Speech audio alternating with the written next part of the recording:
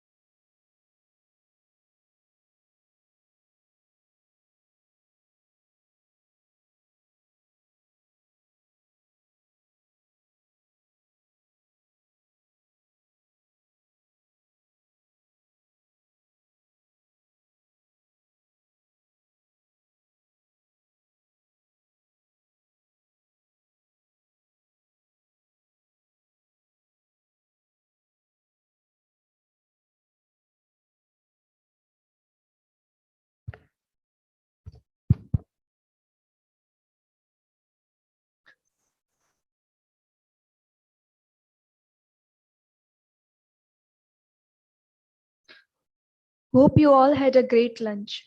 Due to short of time, we have merged panel discussion and operators presentation. For our today's panel, we have with us Dr. C. Lakshma Reddy. He is currently serving as Additional Director General of Exploration at Directorate General of Hydrocarbons in the Ministry of Petroleum and Natural Gas. He holds a doctorate in geology from IIT Bombay. Dr. Reddy shall also chair the session. I kindly request you to come to the dais, sir. Next, we have with us Dr. R.K. Vij, Director SPT PDEU. Dr. Vij is Director of SPT PDEU and conveyor of this investors meet. He is a renowned E&P professional of the country. Dr. Vij is having more than 42 years of experience in various facets of hydrocarbon industry. Basically a reservoir engineer, he holds a doctorate in petroleum engineering and has worked for more than 39 years. During 2005, he was the first sub-asset manager of Gelaki in Assam. And later in 2016, he became the founder asset manager of Jorhat Asset.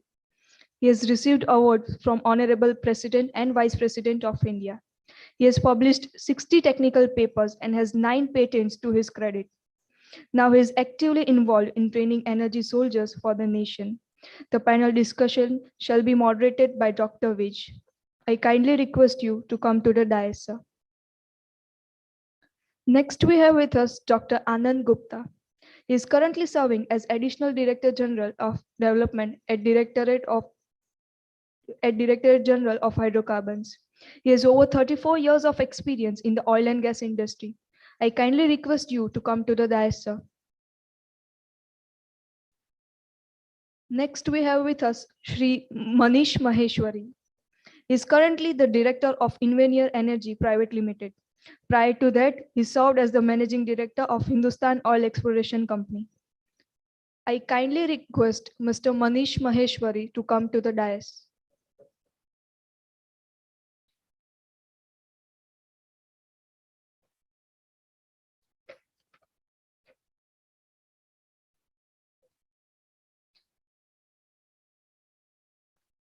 Now, we shall commence with the presentation by operator companies, followed by a panel discussion. First, we have with us Padma Shri Rabi Narayan Bastia, President Olmex. He is a geoscientist by profession and President of Olmex. His immense contribution in science and technology bagged him multiple prestigious awards, including the Padma Shri Award, Odisha Legend Award, National Mineral Award, ONGC Young Executive Award, and many more. May I request you, sir, to come to the dais and have your presentation.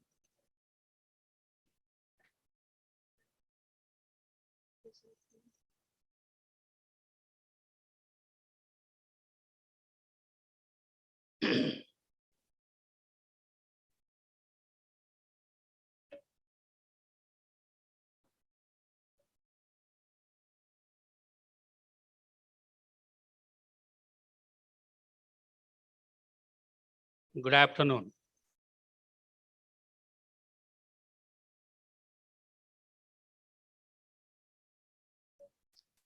Distinguished panelists on the dais, ladies and gentlemen. I am extremely privileged and proud that I'll be speaking today about 7 to 8 minutes on a long journey which I have done in Cambay Basin. And my pleasure that I have started the journey from Ankleshwar project in this very state. Some very proud moments and incredible moments I'll try to narrate and paint a picture for you that all is not over in Cambay Basin. All is not over in this state in terms of petroleum. Probably we have to look little differently. With this, let me start with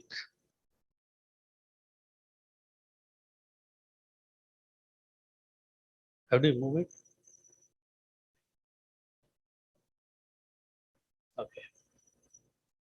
Cambay Basin is a real gifted recipe of all the ingredients of petroleum.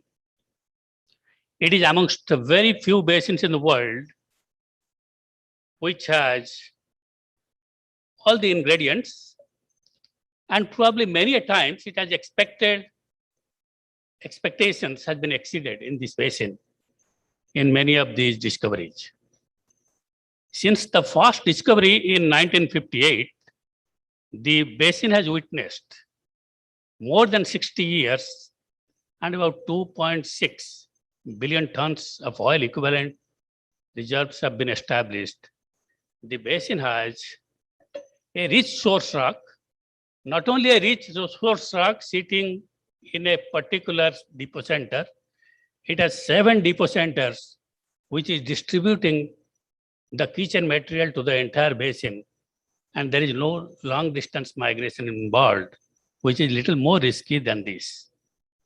A good rich source rock, multiple stack of reservoir complex.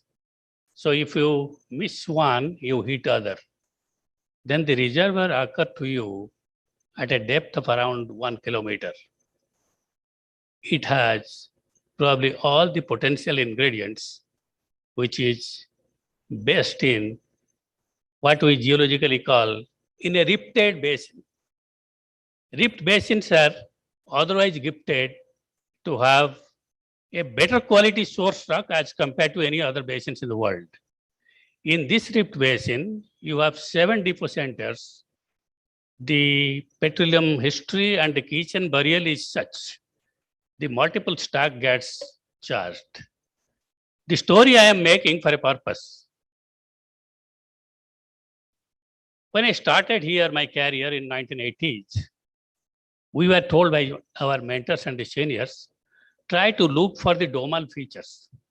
They are known as structural anticline. Probably that was the first wave in Gujarat. We all came from the universities and then looking for anticlines.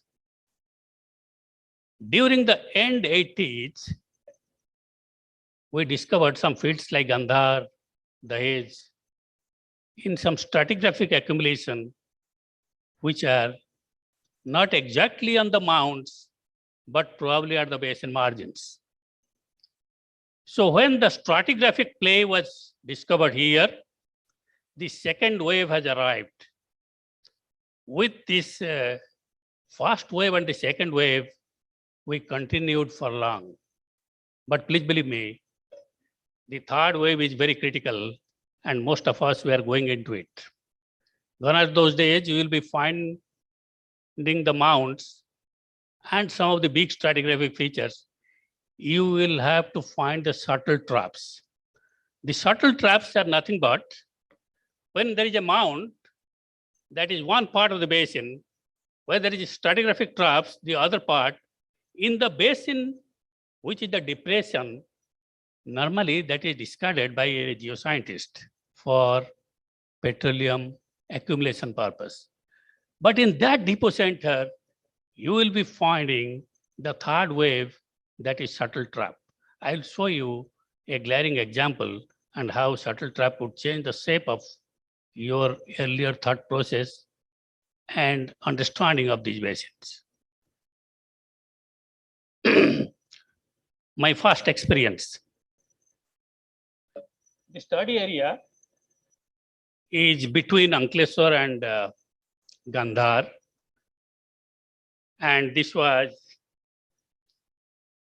done in integrating the regional seismic, starting from a play-based analysis to the prospect. You could see the prospect, which is lying there. The prospect is at a depth of 950 meters to 1,000 meters in a very unconventional mound features. And you could see the bright spot, which is corresponding to that feature. And that is not sitting in the top of the structure, but probably at the depressed part of the basin. The point which we are making is, if there is an accumulation in the third wave, which is the depressed part of the basin, can you imagine what was the flow rate when we flowed the fast oil? The flow rate was above 1,000 barrels per day. And when we went for the second well, the second discovery, it was 5,000 barrels per day, which was never conceived in Cambay before. 5,000 barrels, and that remained in the DGH annual report for 2 years as one of the most exciting discoveries of those times, 2014-15. The point which I am making here, and I will leave here to all of you to think, that though we have seen the first and the second wave to some extent, you could have the possibility of repeating the first wave, second wave, and the third wave in this basin. This is another feature where when you integrate the 3D, I found this is in the northern part of Cambay. There is a delta lobe. 1, 2, and 3 have been mapped and drilled, and we could see the palm, the 2 fingers, there is absolutely no wells drilled. For whatever reason, if that has not been probed, probably 50% of the area is still left to be probed. This is a field called Nandej. A global analogy of the rifted basin. East African Rift Basin and Cambay Basin has tremendous similarity. This East African Rift Basin is only 15 years old. And when we started 15 years ago, the resource estimation was 3 billion barrels of oil equivalent and 1 TCF of gas, which was free gas separately. And now it is 14 billion barrel oil and 4.6 TCF gas. The basin evolves, you find more resources. When you get more and more data and a new insight, the Rift Basin gives you rewards more often than not. Similarly, Cambay Basin, we have seen Dr. Laxma, Dr. Gupta, R.K. Vij, we all have seen some of these fields have rejuvenated many times. Ankleshwar, how many times we had to revise the resources because of the new data came in, new understanding came in. So this rifted basin has a tremendous future, and you are all sitting on a land of opportunity. I'll try to close. There are some technology which are to be adapted to find the missed place. The petrophysics, which was recording at the inches resolution, now can be studied in centimeters and millimeters. So you could find the missed play very easily. These are some of the 3D images which can not only pinpoint a reservoir, but also can give you the direction for drilling and producing them accurately.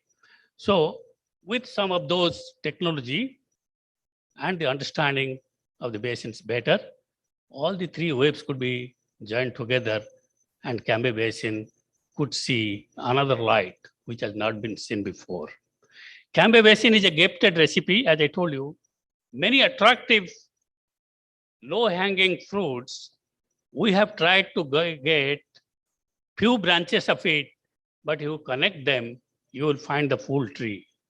And the technological advancement in the seismic logging and drilling and production have made it simpler today to produce, explore and produce from this easily producible 1200 to 1500 meters reservoir occurrence basin.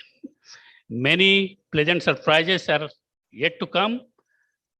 And before I end, friends, ideas are nobody's monopoly. Do not follow the same path which have been laid before. You have to go instead where there is no path and have a trail. Everybody can see the grapes, but only few can find the wine out of the grape. Discovery consists of seeing what everybody has seen, but thinking what nobody has ever thought before. So only few can think and innovate. Those who can do it, they will win the race. Thank you very much, and God bless you.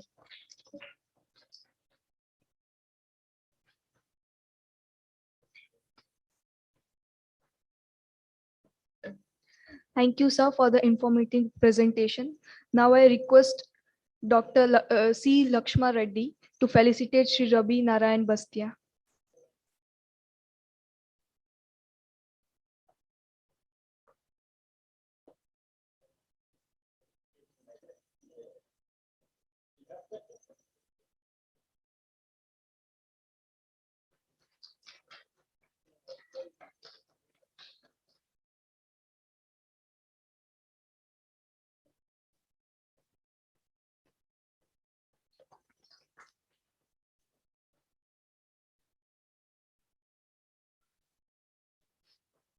Thank you, sir.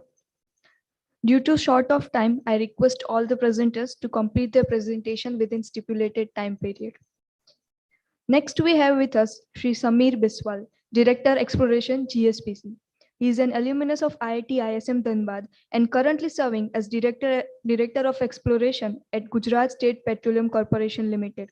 His experience include working in top companies such as Reliance Industries Limited and ONGC. May I request you to come to the dais?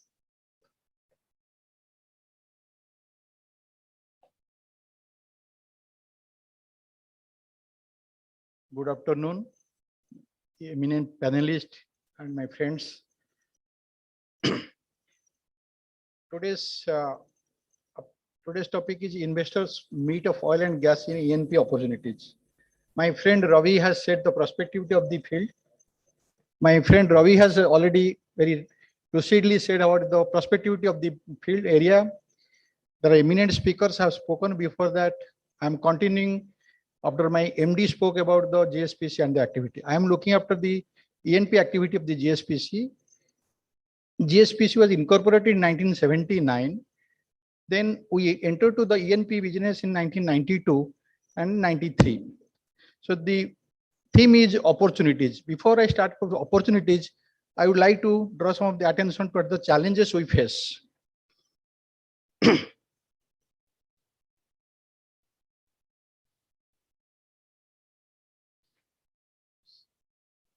Slide, please.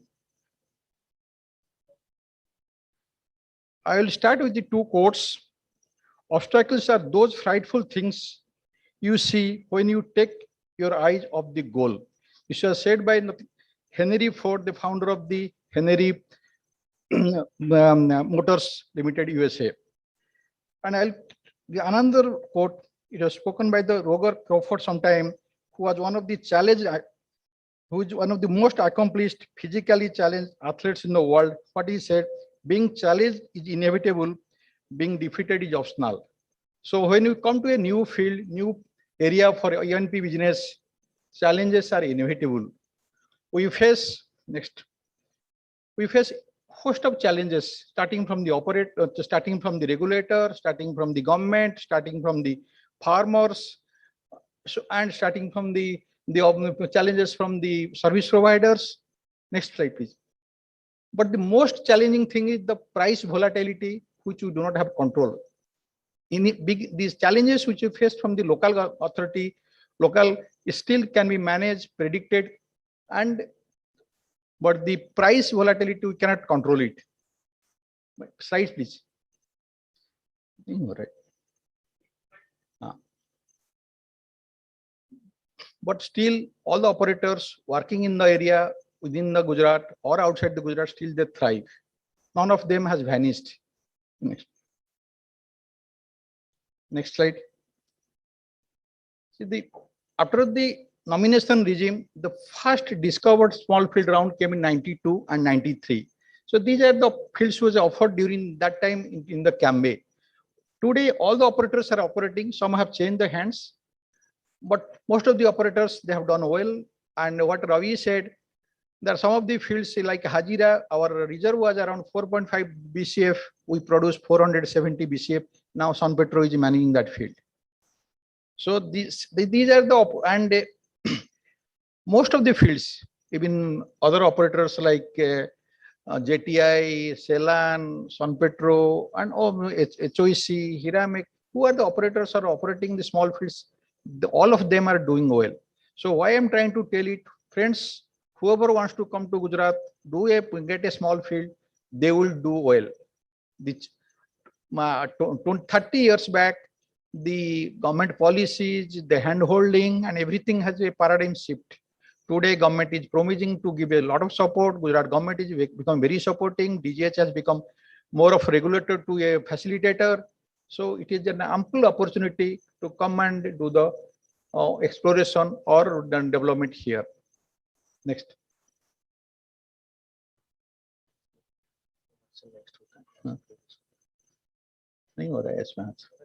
Okay, if you see this map, already Ravi has said all these things, but if you see this map, you will find a lot of green patches everywhere, starting from the Surat up to the Patan.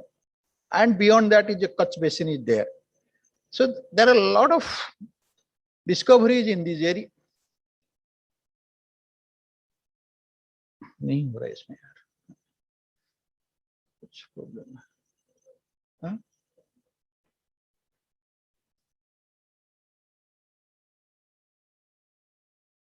क्या हो रहा है इसमें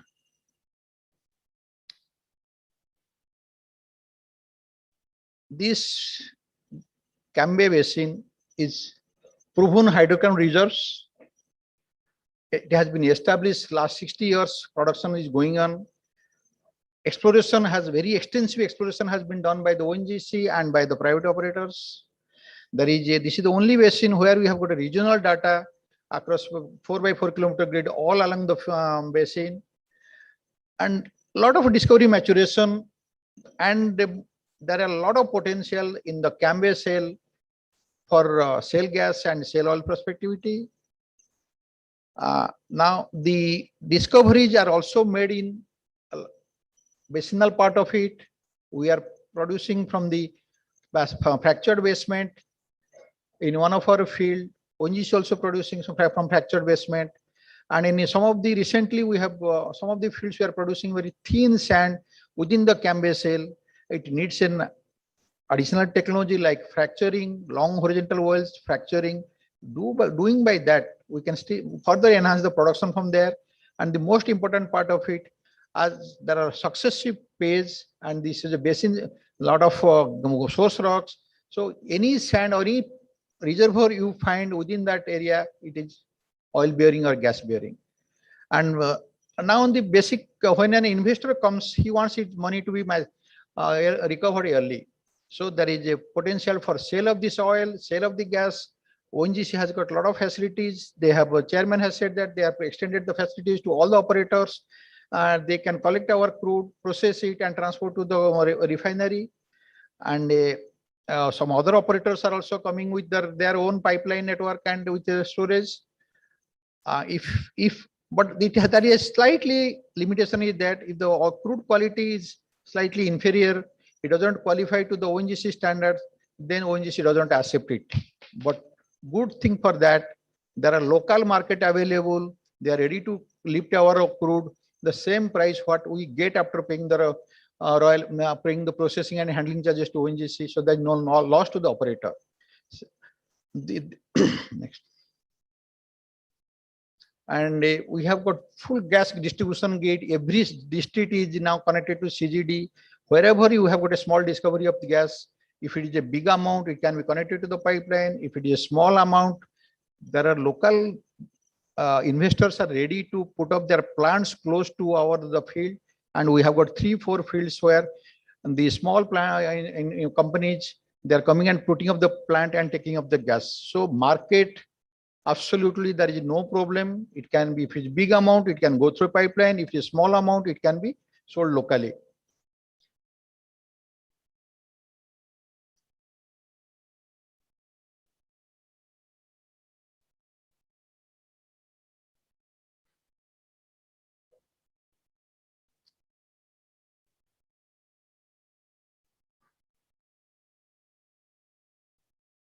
I just want to show one of the slide. It is from one of the field of California. What you see here, you will see a lot of SRP pumps across the field. And many times we have heard that the recovery rate in USA is much higher than the recovery rates in our country. And the basic reason is that the law of the land, USA, each farmer is allowed to take its revenue from all the resources, mineral resources from its own ground. But in India, it is not there. Whenever you go to acquire a land for development or exploration, we face a lot of problems from the farmers, from the local landowners. They don't allow us. And some of the areas around Ahmedabad, it has come within the urban limit. We don't get the land. So the basic question is that to get the land, if government can, government of India as well as the state governments, if they can pass on the certain percentage of royalty to the farmers, this is a suggestion, can pass on the certain percentage of royalty to the farmers, there will not be any problem for land acquisition. Other than their land rental, if they get royalty, all of them will compete to give the land to develop and produce. By that, what will happen? The production will increase, government will get more revenue, and operators will be getting the land to develop. Second thing is that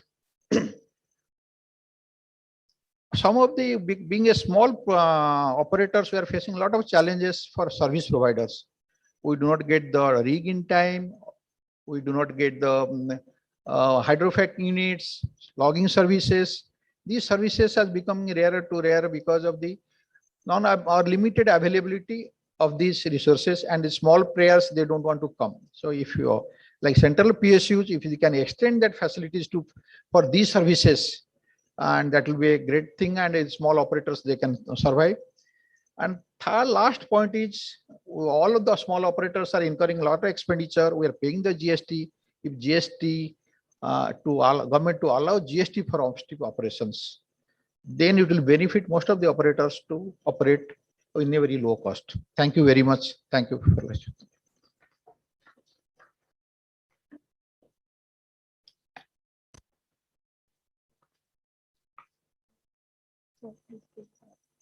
Thank you so much, sir.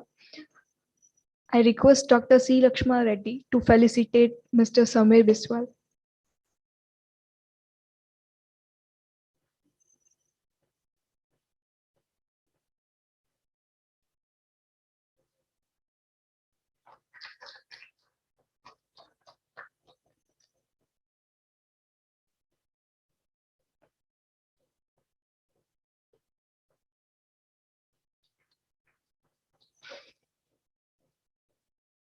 Thank you, sir.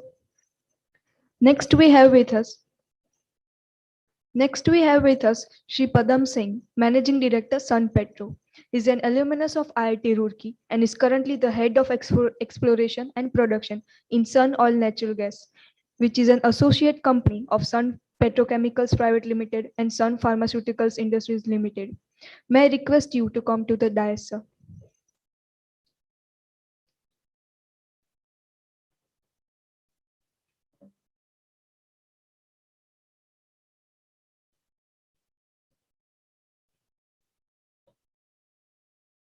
My dear delegates, good afternoon. I will give a brief presentation about my company journey. Sorry.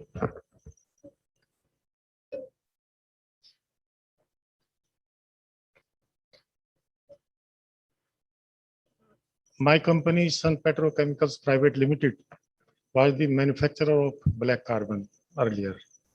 In 2014, we have diversified to E&P business and started scouting the fields around the world. We have evaluated almost 245 blocks and fields around the world, but finally decided to start our E&P business in our Gujarat, which is very conducive for business. We initially in 2016, we acquired two fields, that is Modera and Bawla, which were not producing any oil. It is a very heavy oil, but we applied latest technology, and in 2016 itself, we converted these fields into producing fields. That technology we further modified, and it is now our technology. After that, we acquired Hazira from NICO and then from GSPC. NICO was abandoning this field from 30th September onward to 2017. We taken over this field from 1st October 2017 and sustaining the production. Now at present, we are planning to enhance the production. We are finding the workover rig. Now I think within 1 month or so, the workover rig will be going, and we will be increasing gas as well as oil. As told by Mr. Samir Biswal, it has produced more than 450 pc of gas, but still I feel we may be producing about at least 6-7% of that in place within next 10 years.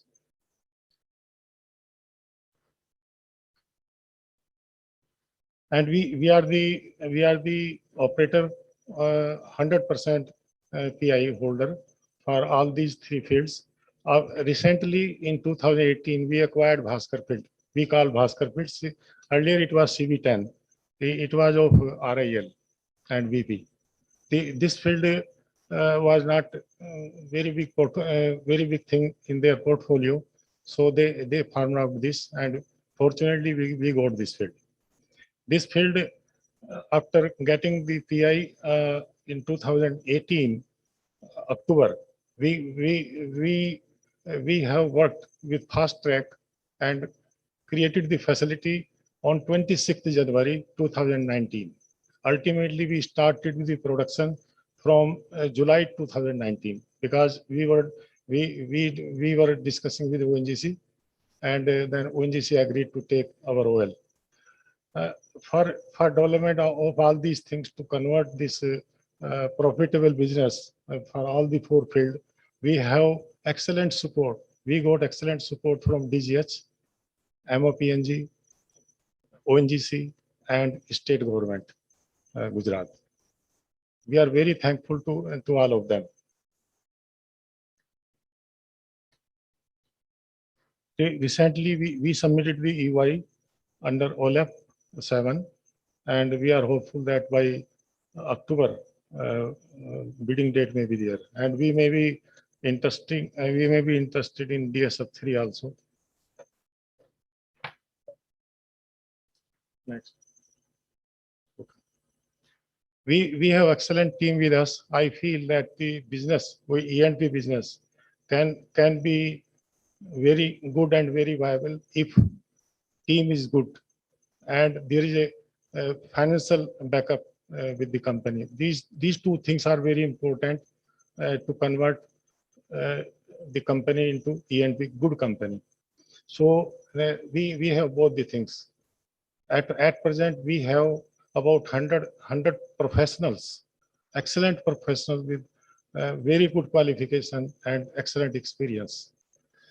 And it is the idea of our team, my team, that if there is a hydrocarbon in the field, then if somebody is not able to produce, we can produce. But if we could not produce, then nobody can produce from there. This is the firm idea of my team. So all the assets which we got at present, 4 assets, we are producing very well and we are making good profit to the company. We have expertise to develop any field and from reservoir to custody transfer, and also any concept to the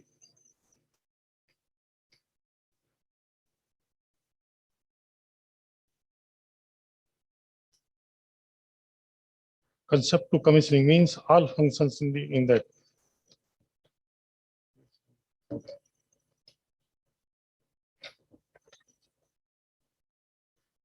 This is the detail of all the 4 fields which we are operating, and these are in Gujarat.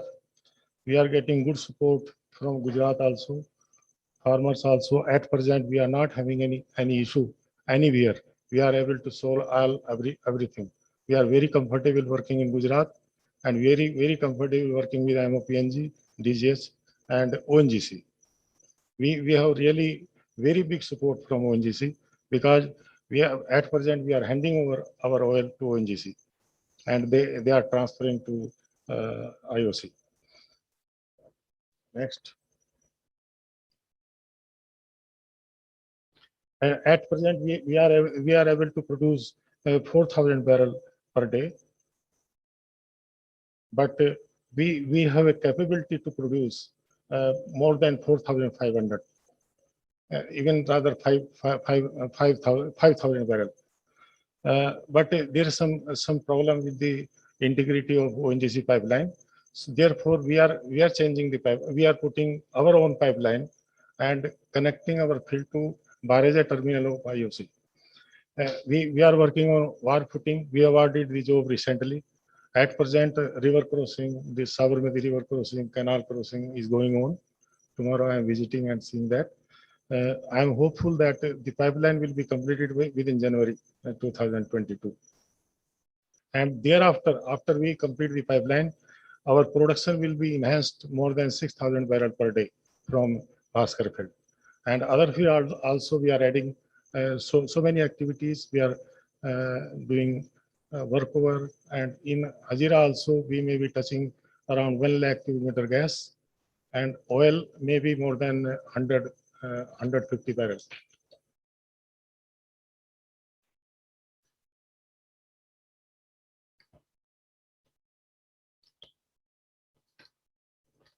Next. Our team, my team, as I told you, highly qualified and highly experienced team.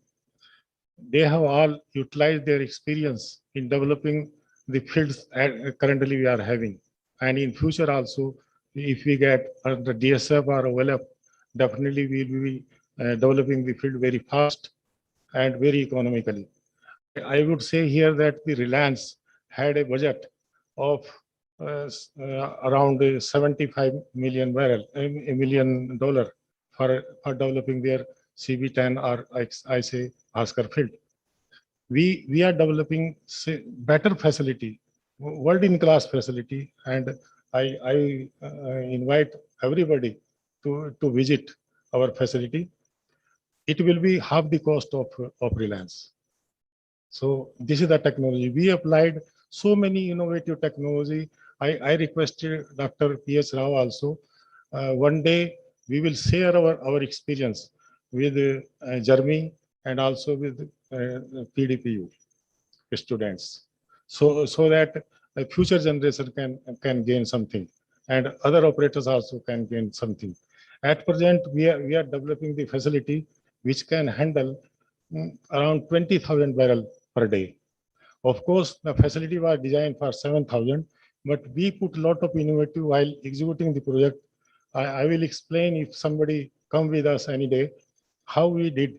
We enhanced the capacity of the existing equipment by putting innovative methods, and 7,000 to 20,000 barrel we can handle. We are creating the pipeline also so that we can handle our oil as well as others' oil if somebody have any problem in the field. So at present, we have created innovative methods, and we have done so many innovative. We have at present around 22 patents with us, which are being applied, and for reducing the cost as well as improving the efficiency. Thank you very much for listening to me.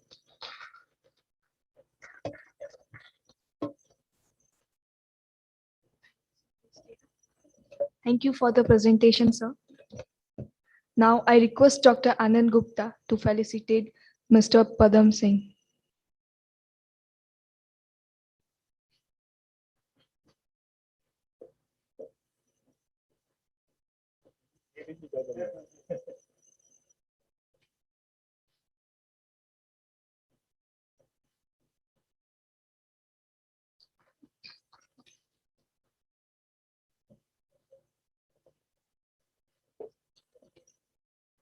Thank you, sir. Next, we have with us Shri Vishwanath Ghosh, Head Exploration, Vedanta Limited. He is an alumnus of IIT Dhanbad and is currently the head of OALP at Vedanta Limited. He has successfully led and executed projects in Krishna Godavari Basin, Barma Basin in Rajasthan, Orange Basin in South Africa, and several other projects around the world. May I request you to come to the dais, sir.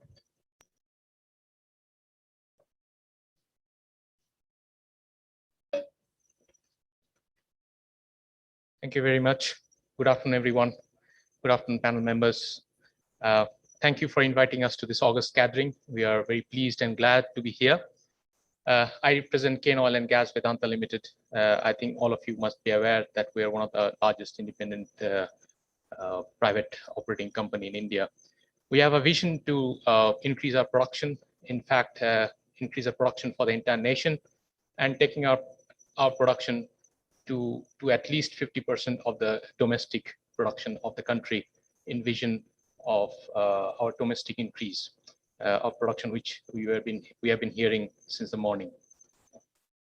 I just wanted to take you through a quick landscape of Gujarat and why we think that we should be still investing in Gujarat and why we have been investing in Gujarat over decades of time. Go to the next slide, please. This isn't working, so oops. Yeah.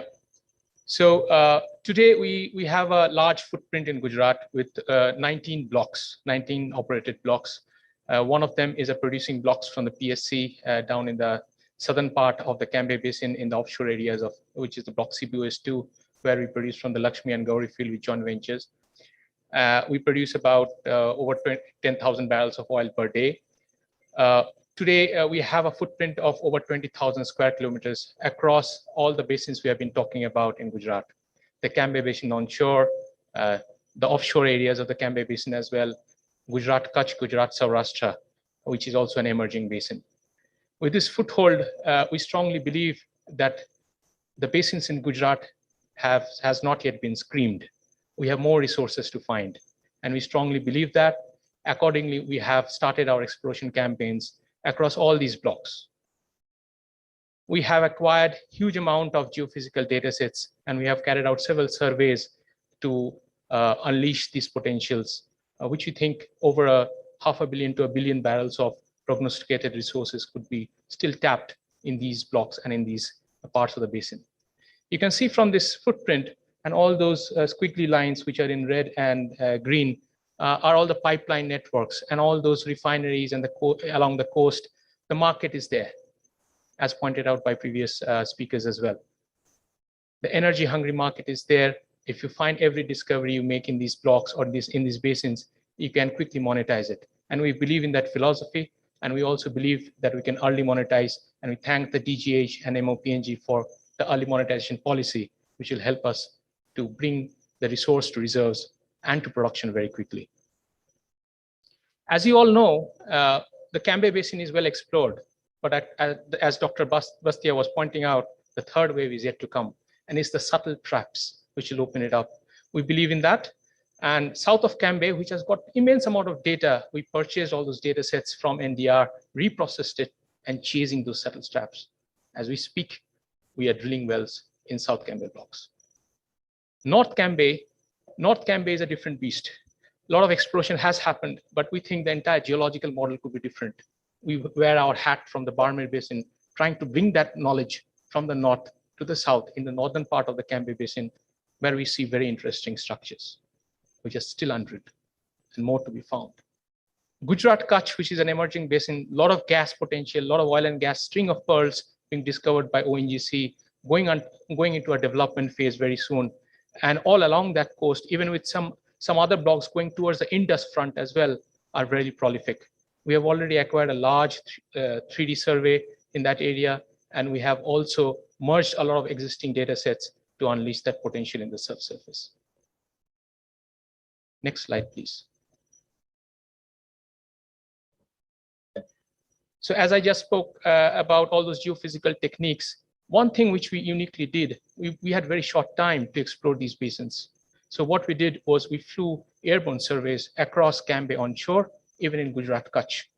In Gujarat Kutch, the key challenges the geophysicists and the subsurface people face is imaging below the subbasalt.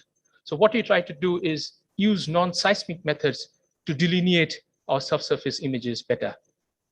So that aircraft which you see there, which is a World War II aircraft, which was flying over the northern part of the Cambay Basin as well as the Kutch, and we acquired over 24,000 line kilometers of airborne data in entire Gujarat to understand the thicknesses of this basalt, use the magnetic data to unleash the potentials from the seismic as well, looking and imaging below the basalts in Kutch, and opening up new structures in northern Cambay Basin.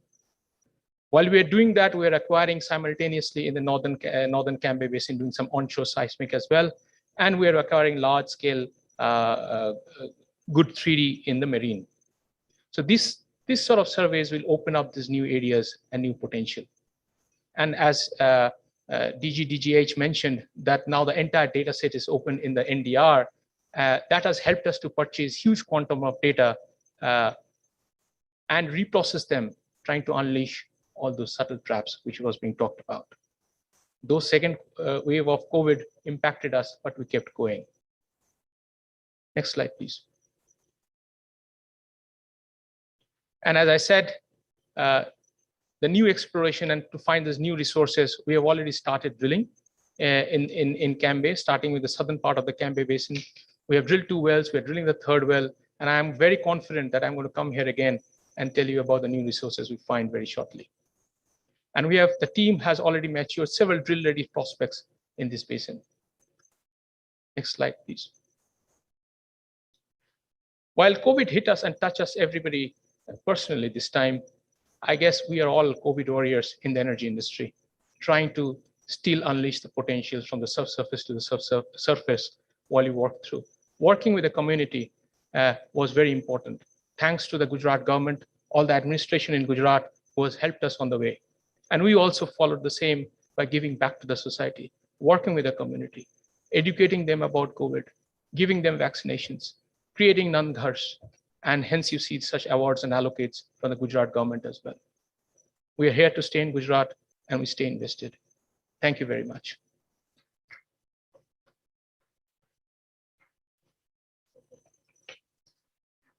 Thank you, sir, for your enlightening presentation. Now, I request Dr. Anand Gupta to felicitate Shri Vishwanath Ghosh.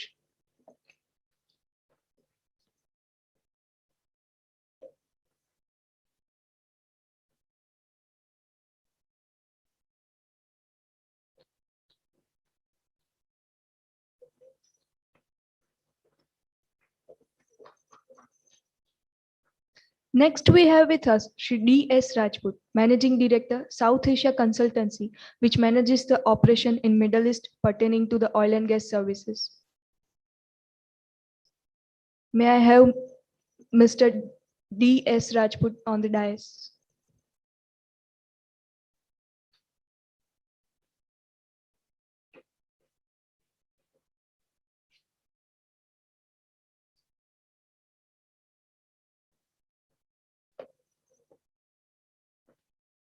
Good afternoon, everyone. Respected dignitaries on dais and out dais. Am I audible? Well, I'll just take 2 minutes because I could not prepare the presentation, but I'm here to share my experience about the field I have won in DSF1. We are basically a service provider company. We started our journey with Middle East. We started with the operation and maintenance of various type of rig, workover, drilling, offshore, onshore, jackup rigs. And then we started our IWCF school in Chandkheda, Ahmedabad, 2012. And this is how we started, in Gujarat. In 2016, December, we bid for South Patan block. And it's the transparency and basically, systems transparency, DGS, MOPNG, and the government transparency that our type of small company has won South Patan block, though there was a tough competition and highest number of bidding, 19 biddings were there. So this is how the journey started. And the time we won the block, before that, 2 years back, we started serving the operators, small operators or in the medium sized operators in Cambay Basin. And this is how we develop our in-house capacity to run the block. Right now we have workover rig, and then we have compressor pumping unit and all the support services, slick line, wild line, scrapping unit and all. And this is the services, these services we are providing to the NN Soil Recovery Company, which has won the block from ONGC and JTI, Ceylon, and all the clients. So I'm really grateful that the DG has given me a chance to put my word here. And I'm extremely grateful to DGH. They supported me well, even though I'm not from the operator side, or I'm not that much of experienced people. All the presentation has been done, so I have nothing left to say. But it is my experience that if you have a zeal to enter into an ENP business, and want to see yourself as an operator of the field, this is the right opportunity, DSF3. Thank you very much.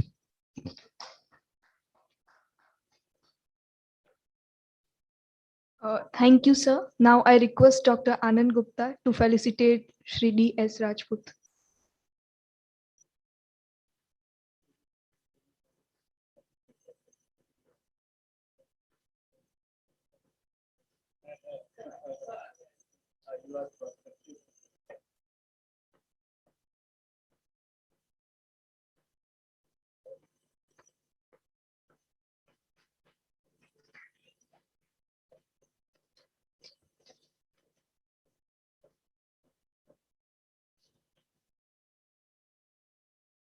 Thank you, sir. The presentations provided by operator companies were indeed knowledgeable and an eye-opener. Now we shall proceed on to the panel discussion on the topic of future strategy for exploration and production in Gujarat.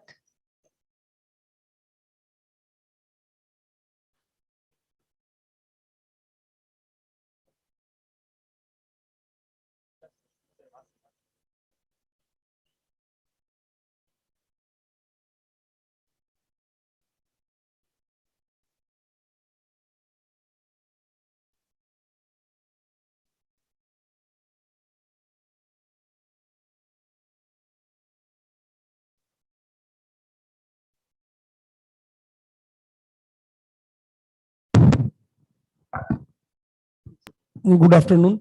Uh, Now we have a panel of three experts. After listening to operators' views, as we have listened to all the five people, Dr. Basti has given a very good view that Cambe having still more. His fourth decade experience has clearly shown that Cambe is still active and you can invest. And being a geologist, he's telling that we have more resources in Cambe, which has been proved not one time, many times. Samir Biswalji have given a views that there are challenges, but still there are ways to solve. If there are subsurface opportunities and challenges can be met, definitely Cambe is a place to invest. And over the years, last 6 decades, it has proved that whoso have invested in Cambe, he was benefited. Sun Petro is a real example of a pharmaceutical company entering into a petrochemical, and they have shown with the technology and the will, and two things which Shri Padam Singh ji has pointed out, that once you have a finance and team, so you can do. And the statement which he has made that if we cannot do, others cannot do, others will not be able to do. This is a very good statement that he is sure, and he has proved it, that producing from a Cambe, like as you might be knowing that from Bhaskar field, which is near our Cambe field, which has been discovered in 1958, almost 60 years back. And in fact, I myself have visited the Sun Petro facility which they are creating. So it's an example that if you have a will, you can do. So that is a clear-cut example shown by Sun Petro, that they are, and their plans, if you see, they are visionary also. The facility which they are making, their plans are not for 20,000 barrel, but their facility they are making for 20,000 barrel. And as rightly pointed out by Mr. Padam Singh ji, that even they are ready to share their facility with others operators. So that shows a very good supportive environment, not only from government, industry and other things, but from the partner, the operator itself. The operator itself is telling that, okay, I have a facility of 20,000 barrel. If you want to produce nearby some field, so you can produce. Vedanta, definitely, Ghosh Sahab has told that they are a big operator, not in Gujarat, but they have a footprint in Gujarat. And as he has shown, I think the size of the company, Vedanta, which is presently contributing a huge amount of oil next to ONGC and big companies. So if they are coming in Gujarat, and if their focus is on Kutch, which is the future of Gujarat, so I think so these things can happen. And investment in Gujarat in particular, and these basins, Cambe, Kutch and Saurashtra basins, will be immense. And each and every person has shown that there is a big probability of finding hydrocarbon. And last presenter, Mr. Rajput, has shown that even if you don't have the knowledge, even then if you have a will to work something, or you want to enter into a E&P sector, so the facility or the central government and the state government are ready to support you, even if you are not a petroleum engineer or a geologist or so this is an example which all the operators have shown, that Cambe and Gujarat in particular is a place to invest.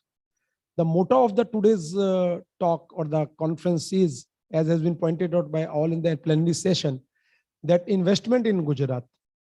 So in another last coming 20-30 minutes, I have 3 panelists. So we would like to see that what needs to be done, that in why investments are not coming if everything is favorable. Just I have 2 slide.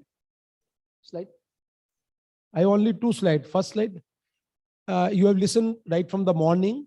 Cambe contains 2,500 and around 85 million tons of prognosticated resources, out of which in last 6 decades, around more than 1,600 million tons have already been discovered. It's a matured basin.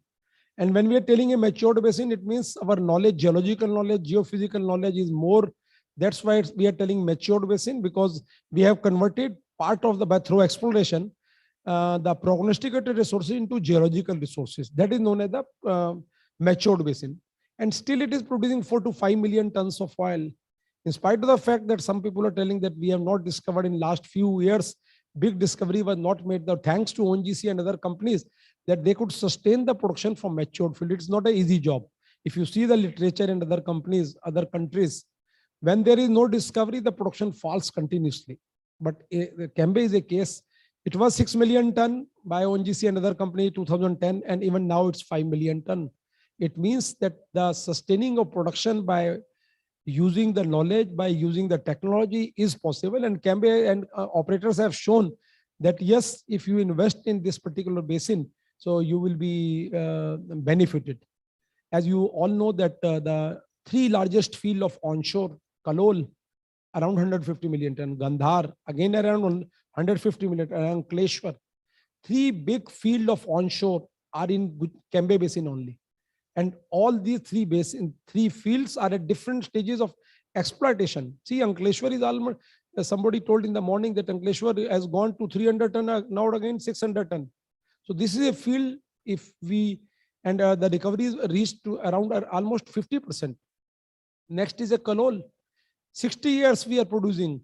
And when I was in I was a type of operator I was subsurface manager of Kalol. So my boss, Dr. A.K. Hajarika, told me that how long this Kalol field will continue. So I have given one statement which is still true. I have told in 2010-11, I told that my son is in petroleum engineering, and I hope that my career will be over, Kalol will produce, and even my son career will be over after 40 years, Kalol will continue to produce. And that is true today itself.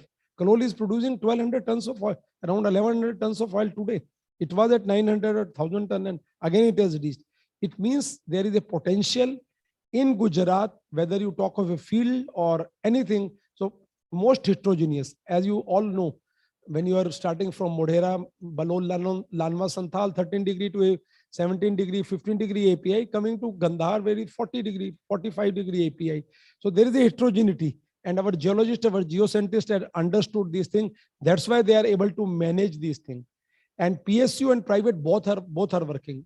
You have seen that, like ONGC is also working, Sunpetro is also working, small companies, Ceylon, JTI, Oilmax, GNRL, every company is participating and getting some part of it from this field. Chemical manufacturer, thanks to our SNF fellow, who is now, see, in good olden days, we were importing the chemical EOR from France and all that. Today, we are exporting. Our friend, Mr. Sheetal Kot is there, is exporting EOR chemical to 19 countries. Starting production in last 1 year back, he has put up a plant in Gujarat, and today he is exporting to 19 countries the chemical which is required, or a polymer which is required for enhanced oil recovery. So that is available in Gujarat. Highly progressive. I think most of you who are in Gujarat or who have come out of Gujarat, you know that it's a state which have a very good infrastructure, conducive environment, best facilities, whether you talk of a light or in hospital or everything. So all the facility, all the enablers are there. Highly progressive state. And government, you have listened to in the morning from Madam Mamta Verma as well as Sanjeev Kumar ji. So they are ready to talk, they are ready to support. So then why we are asking that why investors are not coming? MNC, as you might be knowing, that Schlumberger, our fellows are sitting here, Schlumberger, Halliburton, Weatherford, Baker Hughes, each one is contributing, and not from now, they're contributing from last 60, 70 years. These all companies are well established, their infrastructure, and they're supporting the services. EOR, as you know, that we are talking of EOR, that is the Gujarat only. All EOR, mostly EOR only in Gujarat except Vedanta. So you talk of a polymer, you talk of a miscible gas, you talk of a thermal, you talk of a cyclic steam stimulation, ASP. So all the EORs are also available in Gujarat. So technology driven operation, cost effective. When you are drilling a well in Kutch offshore, or when you're drilling a well in Assam, it is 40 crore, 50 crore. You drill a well in Bombay High, 50, 60 crore. Gujarat, I don't know the cost which Padam Singh ji is spending, but I know that ONGC is drilling a well in 6 to 7 crore even now, $1 million only. Still, today it is $1 million only. So that is a cost. And once it's a cost effective exploration and exploitation. Next slide. I have only 2 slides. Next slide. So I will ask my panelists. We have listened to them. what needs to be done to attract the investor in Gujarat. If we are telling everything is there is subsurface potential, infrastructure, enablers, government policies, service providers are ready to serve you, whether Schlumberger, Halliburton, Weatherford, or even small companies. Our companies, I think some of the people are there, like Akash Oil, the John Energy, small companies, Vishal. So they are supporting, they are small company working in Gujarat, and they are giving service, very cost-effective services. So that's why your cost of operations are so less as compared to any other part of India. If you work in, some of you might have worked in Assam and Nagaland and Tripura. So their cost is definitely high, but here cost is less. So whether a small discover, whether first thing is, I will ask after our exploration expert, our Dr. Reddy sir. In spite of the fact that we are telling that out of 25.80 million tons, we have already discovered 1600 million tons. So what is the scope still? It is attractive for exploration. We are not going to get 100% of prognosticated resources converted to geological resources. So whether the still exploration is attractive in Gujarat, having matured field, whether the small discovered field will lead to profitable venture. Our friend Dr. Anand Gupta is here, who has spent his whole career in developing the field and producing the oil. And he knows the various factor, what are the contributing factor in producing oil, right from the artificial lift to a flow assurance. So whether it will be profitable for the operator if they get some small field, whether government policies liberalization is attractive for investors. Although we have listened in the morning from the Gujarat government as well as from the central government, that they are telling that we are liberalizing the policy and still attractive. So what operator feels, whether still more liberalization is required, more single window clearance is required, more autonomy is required. So what is required, and how efficient technology induction in last 60 years, in spite of the fact that although we are not drilling large number of horizontal wells, we are not doing multi-stage fracturing in Gujarat in a large number of wells, whether these are required or technologies are required so that we can produce like field like Gamij and other fields which have a huge resources, can be horizontal well with multi-stage fracturing can produce this. EOR policy, and last point, EOR policy. DGH has given a EOR policy 3 years back in November, I think 18. So that policy has given some financial incentive. Whether that policy still needs some more revision, whether some of the company have been benefited, whether ONGC other company are benefited, or if it is required that some changes are required in this EOR policy.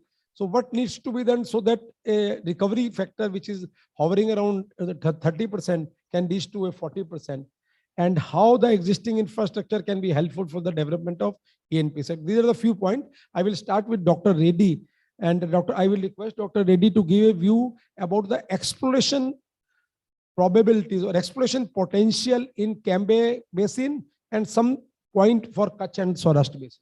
Dr. Reddy, please.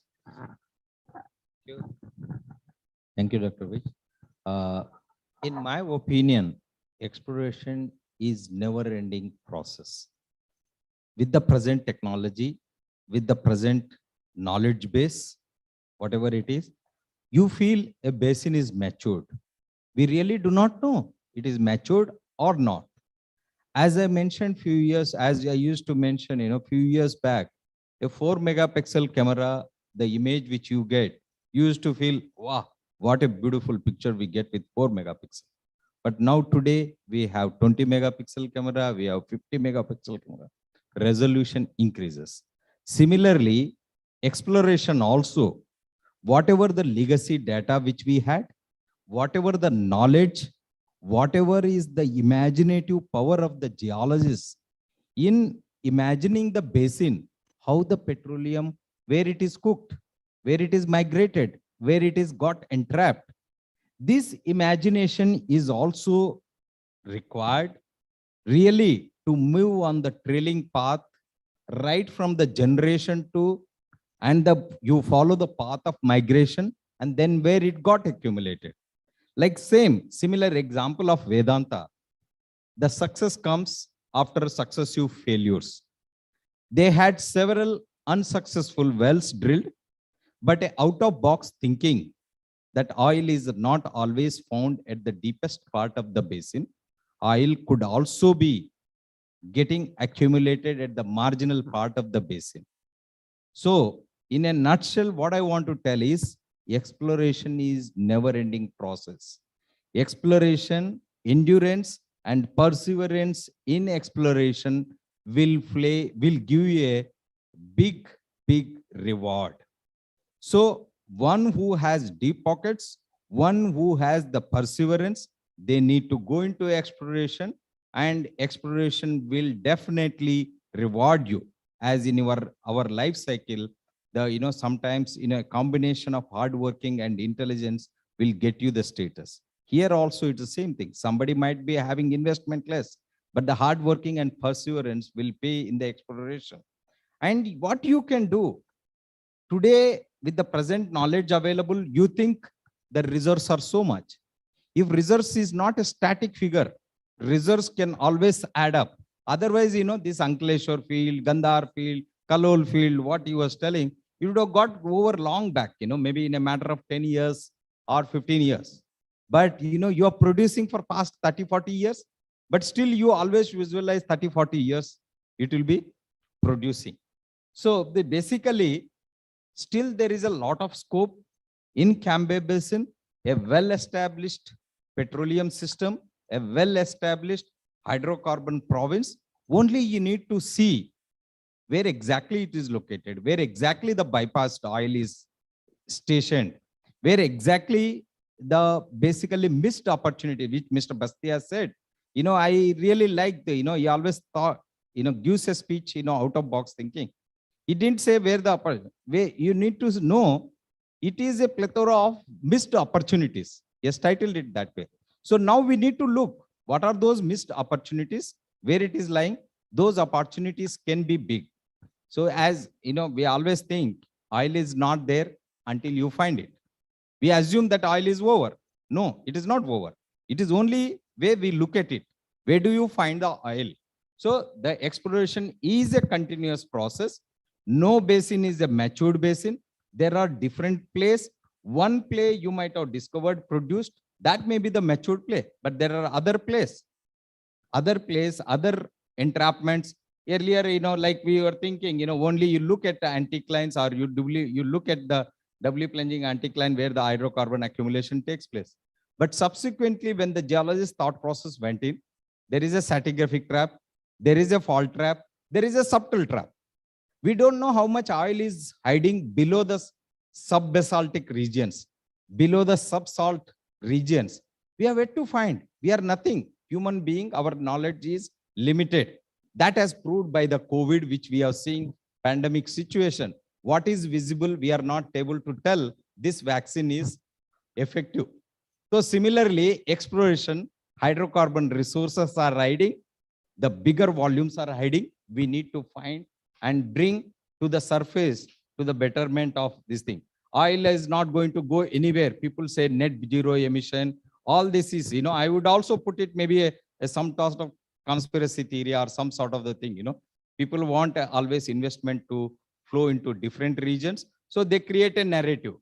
Oil has invaded into every part of our life. The coat which we am wearing, it has the oil in it. The seat which you are sitting, it has the oil in it. Everything, we have got used to all sorts of luxuries where oil and gas ingredient is there. Oil to chemicals, oil to every part of life is the invader. So now oil is not going to go anywhere. If you see EV vehicles, electric vehicles, you think, electric vehicles will the thing. So exploration is a perseverance. We need to continue. The future is there and no basin is matured. You keep on finding the oil, you keep on producing. Thank you. Okay, thank you, Dr. Reddy. So as we are told that exploration is a perseverance and deep pockets. So that is definitely those who have deep pockets. So they should come. And now I'll request Dr. Anand Gupta that how you assure an investor that it's the small discover field will be a profitable venture. When somebody is investing, so definitely they are looking for some profit and some sustaining. So how you can say, sir, that these fields will be profitable ventures for the investor? Thank you, Dr. Vij. First of all, giving a very good narrative and setting the context with respect to the Gujarat issues. And as you rightly said, this whether it is important for the DSF operators to work over here. So I'll just give two small examples, which in the morning Tinku has already brought in her presentation. That in spite of this very, very difficult situation, which all of us have gone through during last 1.5 years, called as pandemic, two operators have already started producing from the fields actually.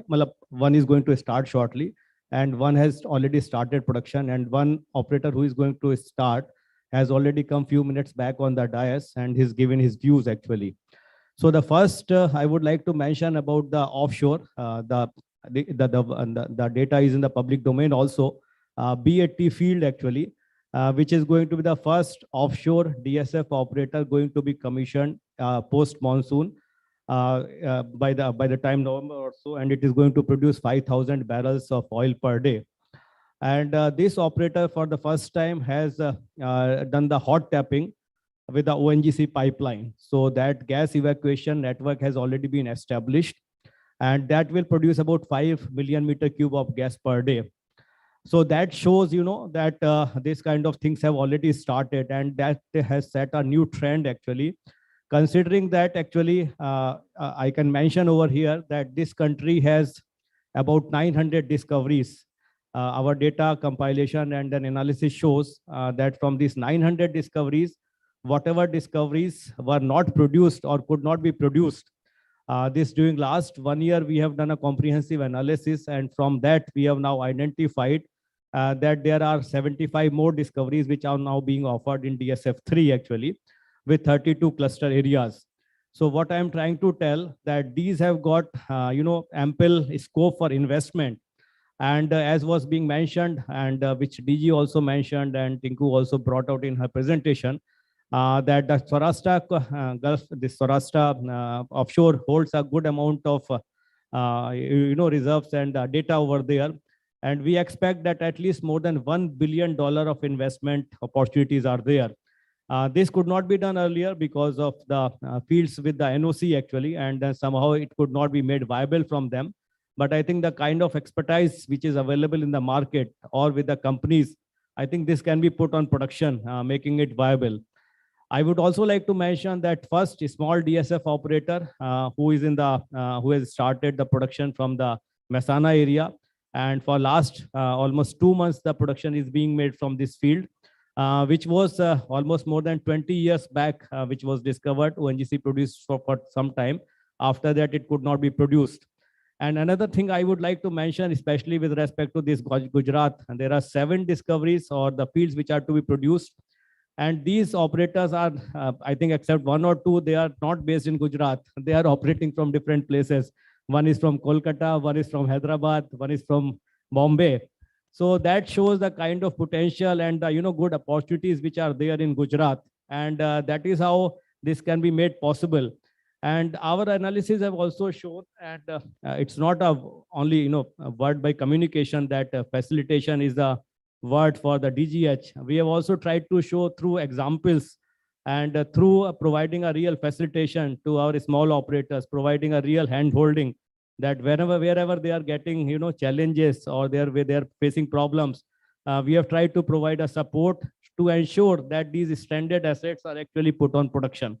And we hope that in the next 2 years, these will come on production, and the kind of environment which we saw in the morning with the support of state government, and in our DGH also, we have created a hydrocarbon clearance cell, which is headed by ADG, and fortunately he is here, Mr. Raghav, IFS 2001, and he is providing the hand holding, the kind of Urja Pragati portal which has been created, which was the initiative of Government of India, especially led by Secretary Petroleum, and then said that whatever problems operators are facing, let's solve along with the state government, because in this state government has a very big subject actually.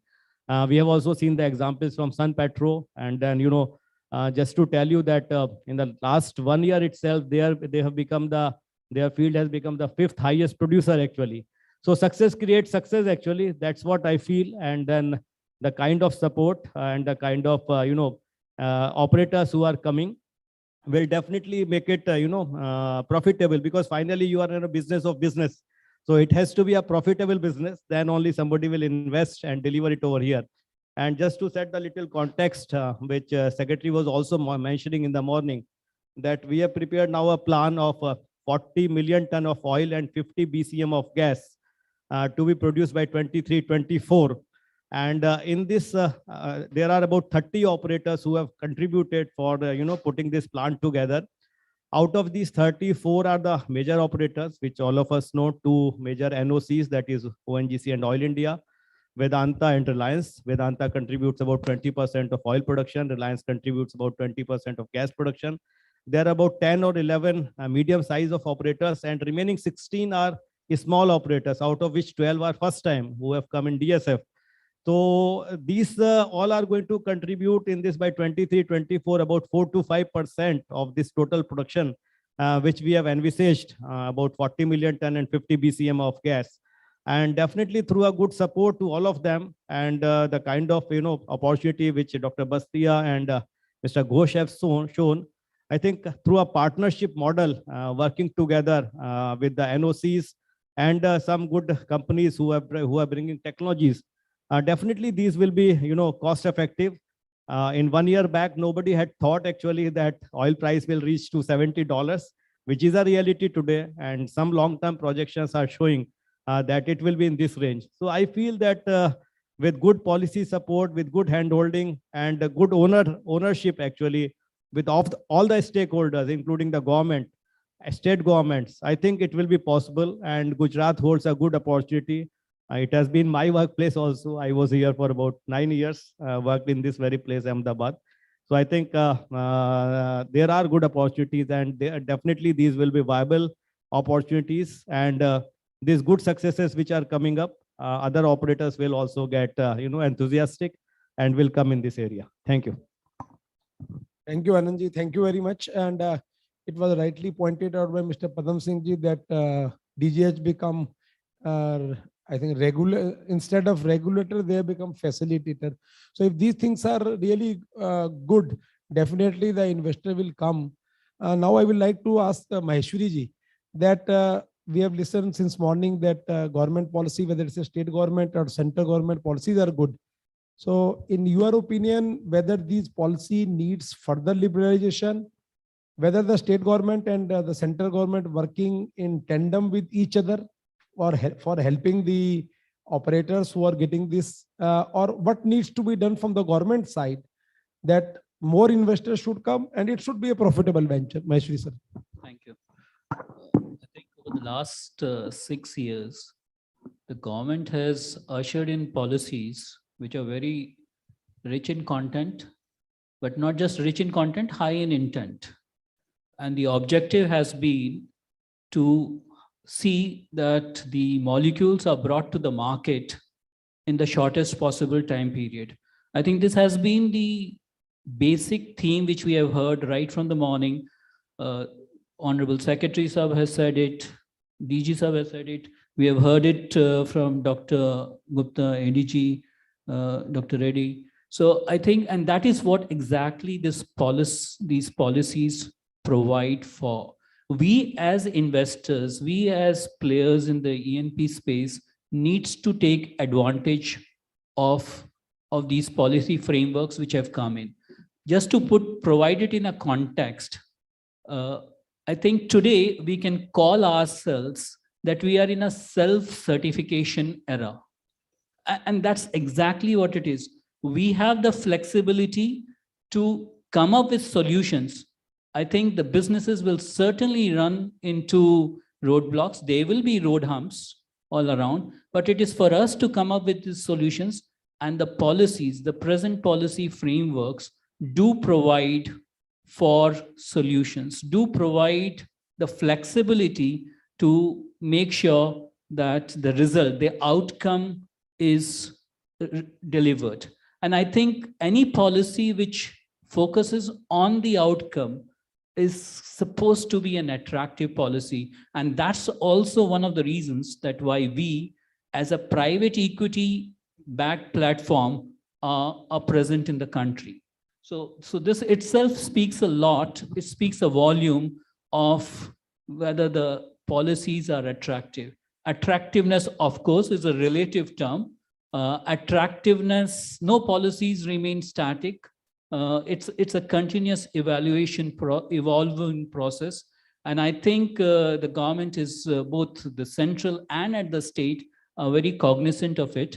But where we stand today, if we compare it with any other resource-rich country, we are very, very attractively placed in terms of the policy framework, not just the policy framework, but also the expected government takes, which one could have happened. One could. Thank you, sir. Now, before I ask for a concluding remark, I will ask from the audience. We can have 2 or 3 questions because Anand Gupta ji and Reddy sir both are the part of the government as of now, and you people must be interacting with the DGH. So if somebody wants to ask 1 or 2 or maximum 3 questions, so you can ask questions and it can either to Dr. Gupta or Dr. Reddy or Maheshwari ji. Anybody wants to ask any question?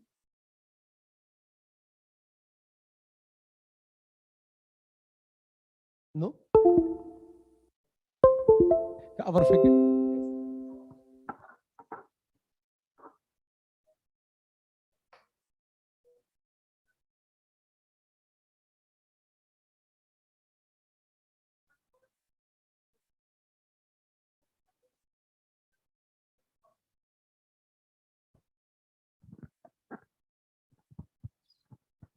I think it's a very, very important point. And then I myself coming from a technology institute of ONGC, Dr. Vij also from an institute we had worked at that time also. And this is one of our idea at that time also, that how academics can work together with the government and then industry. So I think, and now we are on this side also. You rightly said, and here, academics are to be supported by the industry actually. So I think first initiative has to come from industry. And almost 20 years back when I was working in the deep water technology area, we had seen the examples of, Brazil and some other countries that how they ventured into the deep water. And at that time, the technology being new, a lot of support actually came from academics, but it was led by industry and the government. So here also, I think same kind of the support needs to be provided by industry and the government, and for that matter, DGS side. To start with, I think what we have been discussing and a view now can be taken on a fast track basis, that the amount of data which has been collected over the years, which is now available in the DGH and other repositories, actually can be unlocked, and then academics can have access to that data with some kind of confidentiality clauses, and they can work on this massive amount of data, because what we have been seeing and then is being told that so much is still to be done. And then, with the limited resources available with the government, if the academics to start with can participate in that data and then can, unlock that kind of value and add value to that data, and then participation can work together. DG has been discussing on this issue. And I think shortly some more initiative can be taken.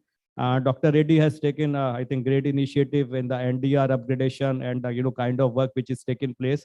And we are also trying now to formulate some MOUs with the academic institutions where you will have access to some, confidential data, even though I have some other views on this confidentiality aspect also, but being a part of government at this point of time, actually.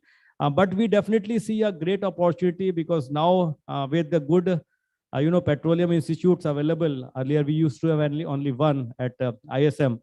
And I also being a part of this institution where from I also did my doctorate. I think it's important that with good amount of resources available here, intellectual resources available here, this partnership needs to be encouraged, and this good value addition can definitely come through these institutions. Thank you. See, the maturity of industry and academia interaction is yet to take place in India. Like when you look at the, universities in Europe, universities in US, they have a lot of interaction. The industry leaders will go and work as a faculty for some time. And Faculty also goes on, works with the industry for some time. There is really speaking, a good sort of assimilation and the real productive thing and practical solutions for the ground level problems which are coming up. See, now it is what happens is the academics are working in a silos and the industry is also working in silos. They think that they can solve the problems themselves. They think that they can do the research themselves. No, your research has to pave the way for a solution which industry has facing. And similarly, industry also should believe in the academics. Yes, this academic institution, this professor, this set of research scholars can give us a solution. Let's try. There is nothing wrong, taking a first opinion, second opinion, third opinion. For a small surgical operation, you go to the 3 doctors. Why not when you are investing the millions and billions of dollars in the ENP industry? There is nothing wrong seeking the opinions from the 4. Then they can be, sharing of the knowledge. They can be sharing of the divergent views and come to a common view. That will definitely, fetch you a lot of benefit and the risk will go down tremendously. So ultimately you make the profit in a business and where the problems which you are facing, which it will be solved very easily.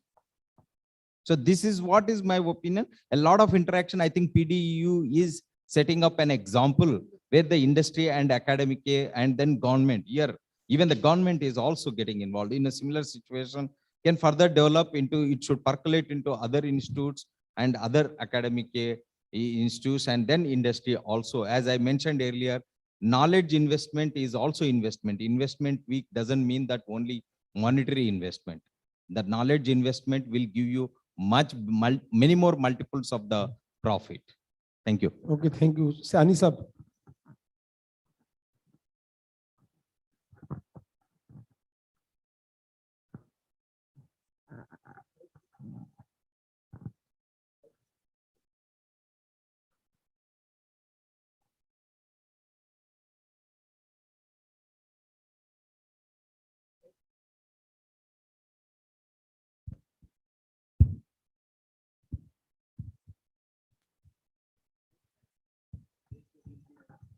Certain for the blocks or for the bids or for the areas on offer, there is going to be some book value payments. So isn't it amount to upfront payments kind of scenario? See, as of now, this data has not been put in public domain, and that there is a discussion taking place because, as you are aware, that these discoveries were made by the NOCs or in the PSCs actually. So we are working along with the NOCs, and a view at the government level is under consideration at this point of time. So I think shortly we will come to know whether there will be a book value or not book value. However, we are aware of the situation that in order to attract investment, what will be important in order to have a win-win situation. Last question, Garg, Kapil.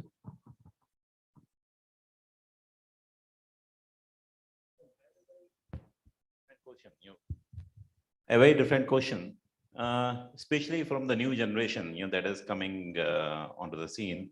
All of them have a perception about the perils of this oil and gas industry. The contribution it is making to the climate change.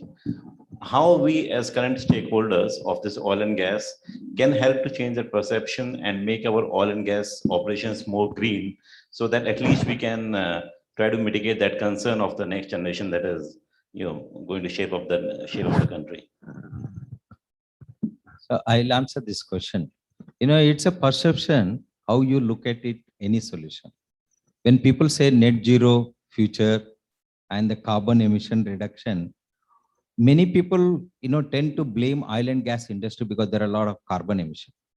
I have a different perspective. In fact, it is the oil and gas industry which has saved this world. There are less emissions. Probably if oil and gas discovery was not there and it has not been under use, what would happen? You would have consumed more and more coal, more and more firewood. So what it would have done, it would have given you much more carbon emissions. So I would put it there, thanks to oil and gas industry, because of which the world is now like this and the carbon emissions were much less. And even in the net zero future and the clean energy future, as I mentioned earlier while discussing, the oil is not going to go anywhere. Oil is going to be there. Maybe the clean energy will eat into the other sources of energy, like I would put coal energy. Maybe clean coal technology may come in. Maybe that you find a different technology where you extract energy in a clean way from the coal also. I won't do away with that one. So as I mentioned, it is not, oil is not used only in transportation sector. Oil is used in other things. I don't think the future is so this thing bleak or something like that. Oil is going to be there. Investments in oil and gas is going to fetch. And I also imagine a situation without big ticket investments coming into the oil and gas, which is a lopsided one. Suddenly you cannot stop the investments into any sector before you are not sure how you are transforming into a new energy era. What will happen if there is no big investments? You may not find further big oil and gas deposits. And then what will happen? Then you are held to a ransom by few operators. Maybe the crude oil price will reach $200 or $300 per barrel. Then what will be the situation? So there may be a starving of energy. Before you transform to this one, you have come to the conclusion that, oil and gas has no future, where suddenly the BP will say beyond petroleum, and some other company will say some other thing. First of all, you understand how practical it is. And I will tell you, the net zero future is not going to come so easily. It will be really eye-watering. Expenses will be involved in that. Huge investments are involved in that. So maybe some other sectors, some other areas, there will be transition, but the coexistence of the clean energy technology as well as oil and gas is going to be there. And the people who are investing, like a stock market, when there is a gloomy situation, you should invest into the stock market. When the stock market is in peak, please don't invest. Everybody is going into the stock market. Better you take off your investments. Now, everybody is painting a gloomy picture into oil and gas industry. The people who invest into the oil and gas industry, I am sure will fetch much more profits, and oil prices will go up like anything because of the supply demand gap, which is going to be there in the future. So there is nothing. We keep on talking about the clean energy. We keep on talking of net zero future, but everything will go on. It's a mix of ideas, mix of situations. This is what is my take on that. And so invest in oil and gas. No, but I think just a small point. But I think your point is important that, perception to the new generation, how it has to be brought. That point is correct. And somehow actually, as is being said, and we also knew from our, earlier generation, they used to say that crude oil is a crude business. So it has continued to be a crude business actually. And this perception has to be changed to our young generation that, the computers or the things which you are using is also coming from this, crude business only actually. So even my children also, they have become a computer engineers. So I also tell them sometimes that finally whatever you are using is coming from this all crude oil business only. So I think that needs to be changed, and for that all of us are responsible so as to bring this information and then bring out to this new generation that how this has contributed to the growth and development which has taken place over the years. So that I think all of us needs to participate and bring that how important this industry is. As they say, age was not over because there was any shortage of stones actually, but then some better things came. So here also same things are going to happen, but industry will continue to be there. Yeah, and also, can we look to make the oil operations more greener? Maybe reduce the carbon emissions from our operations itself. Okay, thank you. Now I think Maheshwariji, you can give some last remark. Okay, I think while this issue has been very rightly raised, let me try to address this perception with one perspective. I think you talked about the transition. I think we are today in the 312th year of transition as far as the energy space is concerned. And I say it with a bit of a conviction. It all started in January of 1709, when the world started moving from wood to coal. That itself was a transition. It took a long time, before oil took over as a major supplier of energy. That itself was a transition. In fact, it happened roughly about 1960s. So the transition has been happening. It's the time scale of the transition which is relevant. I think we also need to address this question in the context of the geographies. For India, to me, it appears that the transition is not a singular word. It's a plural word. It's not one single transition.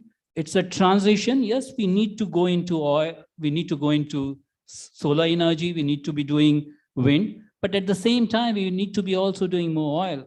We need to be doing more gas, which is relatively cleaner as compared to the wood which is still being used. And to that extent, I think the initiative which this government took way back by way of Pahal has been a landmark thing. So I would say it is all about transitions. We should not be looking at it as a 1 year or a 1 decade or a 2030 target or a 2050 target. The transitions have been happening. You are absolutely right that we need to be doing more to capture the carbon which we are using. We are in a carbon world. We need to make sure that that carbon doesn't get released to the atmosphere. And that's the efforts which each one of us in the industry needs to be doing. And that will just generate intergenerational equity. So that's where the whole issue is. And again, we see a lot of inputs for this because CO2, which is being produced, can be injected back into the reservoirs. And we are trying to do it in Indonesia with good success, where the recoveries are much higher. So effectively, the whole perception needs to be addressed by way of a perspective. And certainly we are all in it for it. The oil will continue to be touching our lives every day. Thank you, Maheshwari ji, for your wise wisdom. I think with this we will end the panel discussion. I must thank all the operators for sharing their views and raising the challenges, etc., and sharing their success also. I am thankful to Dr. Anand Gupta, Additional Director General Development, Dr. Reddy, Additional Director General Exploration, and Mr. Maheshwari for a very thoughtful panel discussion. And I hope that this panel discussion must have given some input to investor for, or motivating the investor for investing in this oil and gas business. And with this, I'm thankful to all of you for patient hearing. Thank you very much. Thank you. It was indeed an insightful discussion, sir. Now I request Sri Arun Kale, President Askara Group, to felicitate our panelists. Mr. Kale has an experience of over 5 decades in the oil and gas industry. He is also the mentor to IIDC PDU student chapter.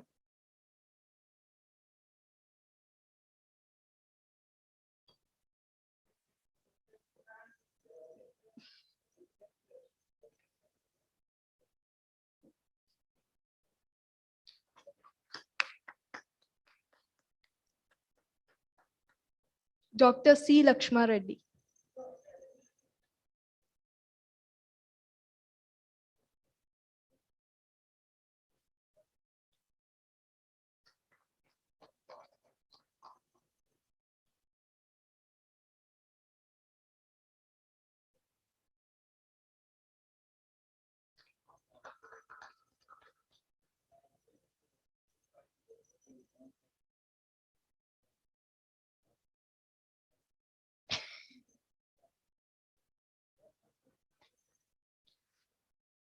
Mr. Manish Maheshwari.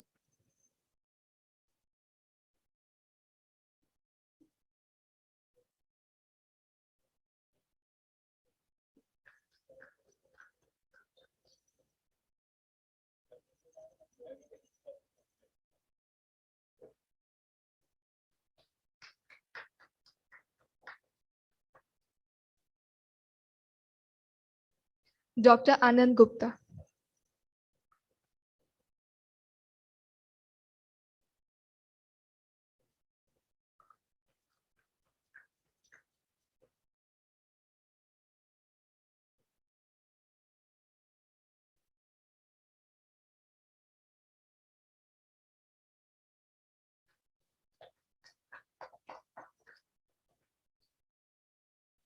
Dr. R.K. Vij.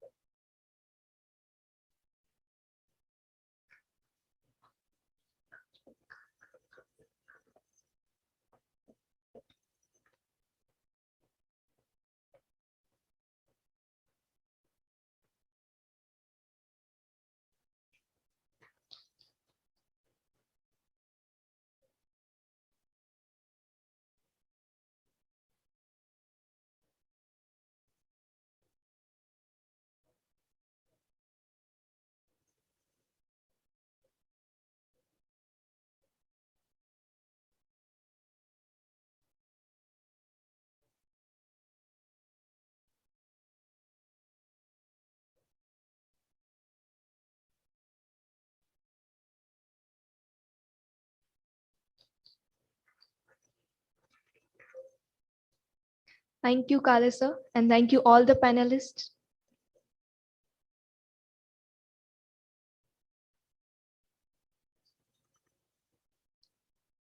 Moving ahead, we have a presentation on hydrocarbon prospectivity and geological evolution of Kutch Basin by Dr. Bhavani Singh Desai, Associate Professor of Petroleum Engineering at School of Petroleum Technology. He has been awarded the CSIR Research Fellowship. He has more than 35 research articles in journals of international repute and 3 patents to his credit. He is a beloved professor with significant understanding of geology of Kutch Basin.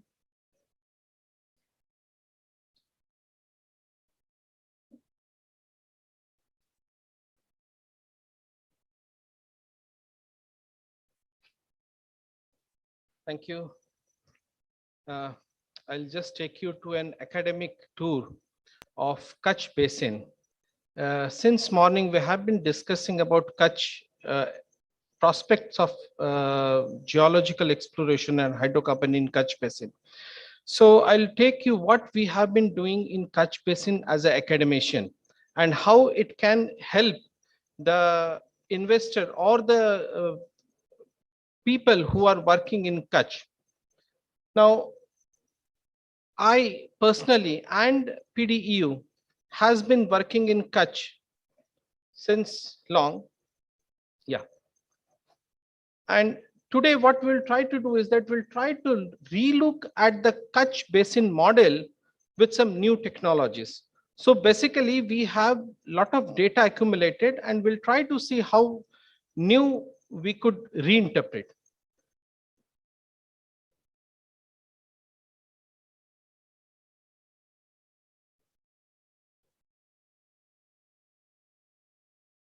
Can I? Yeah. Yeah. So at SPT, we have a laboratory which is dedicated to interpretation of the basins geologically. And the technique that we used is we used econology for interpreting the depositional environment. And with this, we have this 4 aspect that we work on. We do extensive work on the core analysis, that is econological application. We look at the reservoir characterization, that is heterogeneous reservoir. And then we go for the geological evolution of the Mesozoic basins. We have been working across the globe for various research projects, especially in the Mesozoic domain. We work from outcrop to laboratory, and the technique that we develop is we look at the cores and core slab, and we could give you the geological interpretation on the millimeter scale. So basically we have a capacity to interpret all the paleo-environmental aspects, including the delineation of the paleo shoreline, paleogeography, sequence stratigraphy, and paleobiology based on the core studies. Now let us look at the Kutch. If you look at the onshore and offshore part, the onshore part is well studied since centuries. Why I'm saying centuries? Because even in the British time, this was well studied in 1820s. After that, not much has changed. In 1950s to 71, the ONGC pioneer, Dr. Biswas, who is also my guru, he published the basin model of Kutch. And to summarize his basin model, is, I'll just highlight few points. It's a basement tectonic trend. The basin was developed on that. Rift open from north to south. There are two major sedimentary cycles. And then in offshore, there is a second set of rifting happened, especially where the northwest southeast trending fault were developed. So this was a basin model by Dr. Biswas. Now, after 1990 to 2020, almost for 30 years, new trend and new discoveries has been made by academicians. One, the age has been revised. High resolution ammonite biostratigraphy has established, and what this has helped is that this has precisely dated every centimeter of the stratigraphy that has been exposed in the Kutch. We are able to delineate the paleo shelf, and therefore when you look at the paleo shelf, you could easily distinguish the shore face sand and the paleo shelf sand. There are condensed horizon identified and mapped across the basin. We were able to map a lot of biostratigraphy also. We recently reinterpreted the Juran formation, whereby we looked at the Juran formation in the term that it was a river dominated delta. And since it was a river dominated delta, most of the sand that was there, it has gone into offshore. And this way we were able to, these are some of the recent development. Now, this is a east-west cross section of the outcrop. And what we can see here is that somewhere in the middle, you have the shelf or the offshore shore face line. And towards the eastern part, you could easily map the paleo shore line. But this is in context of what you call it as a onshore. Offshore, no correlation has been done. Even the model that was present is insufficient to explain. So I'll take just two examples. One is from Juran formation and from Bhuj formation. What are its manifestation on onshore and how their manifestation would be reflected on the offshore. If you look at the east-west section, what we find is that in the eastern part of the onshore basin, we have a lot of unconformities. And these unconformities are filled up when we look and travel to the west. This simply means that the depot center for the Kutch basin was towards the west and southwest. Now here we come to the problem of Juran formation.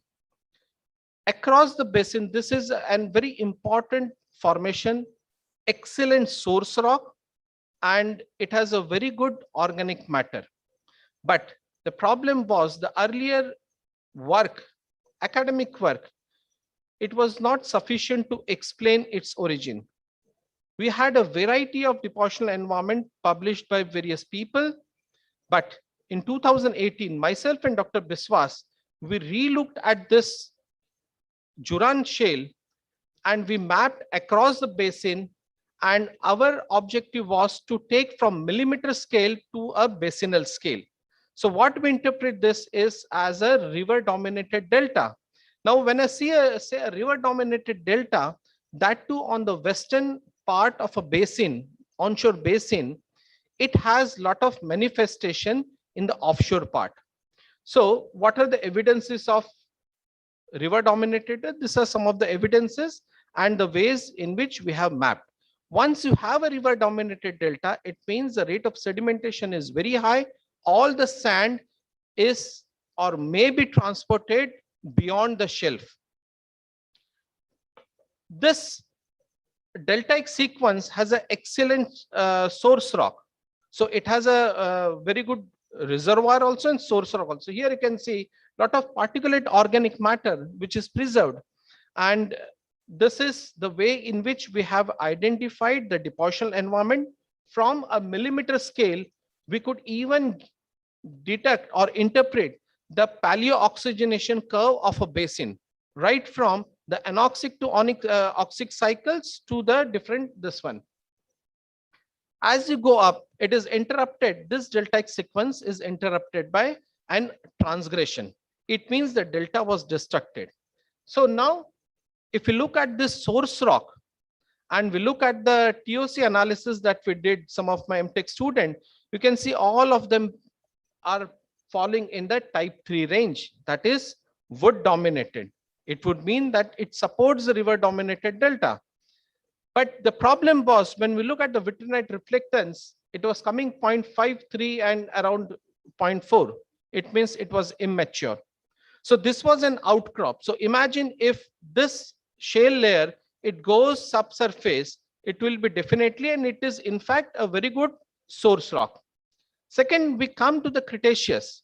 If you look at the whole Western India is marked by a prominent unconformity in Upper Cretaceous.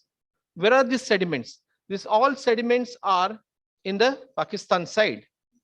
But here we have in the middle and lower Cretaceous, lot of good deltaic bodies. One of them is Bhuj. If you look at the Bhuj outcrop on the onshore, what we find are multi-stack channel sands, lot of pro-delta organic rich shales, and lot of trunk channels. Now this is typically at the end of this Bhuj delta. So what it means that all this channel, major channel axes were draining out and taking out the sand from the onshore part to the offshore. And they were being deposited in a northwest, southeast, newly created rift in the Kutch offshore. So with this, if we relook at this map, what we can find out is there were a lot of sand which was being transported in a offshore. So what the point what we are trying to make is, if we have a relook at the older ONGC data or the other data, reinterpret them and connect it with the offshore, we will have a better prospectivity in the coming future. So this is work was done by our group. This is our group, and thank you. So any questions if you have? Huh? Oh, to me, till now, Government of India gave me funding in the research fund. I'm expecting from the investors who are here. Okay, thank you, sir.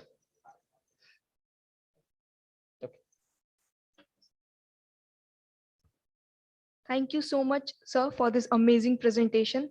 Now I request Shri Seetal Khot to felicitate Dr. Bhavani Singh Desai.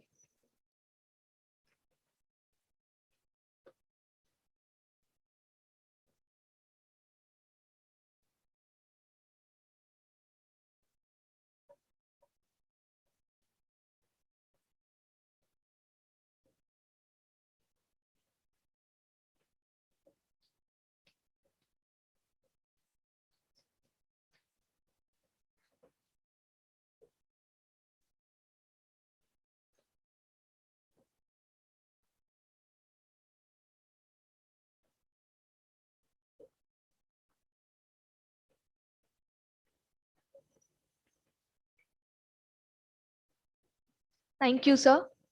The next session begins with presentations by service provider companies. Session shall be chaired by Dr. Anand Gupta, Additional Director General of Development at DGH. May I invite Dr. Anand Gupta on the dais, please.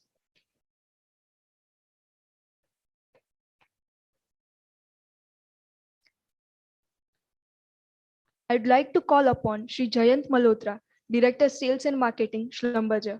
Mr. Jayant Malhotra has extensive experience in sales and marketing.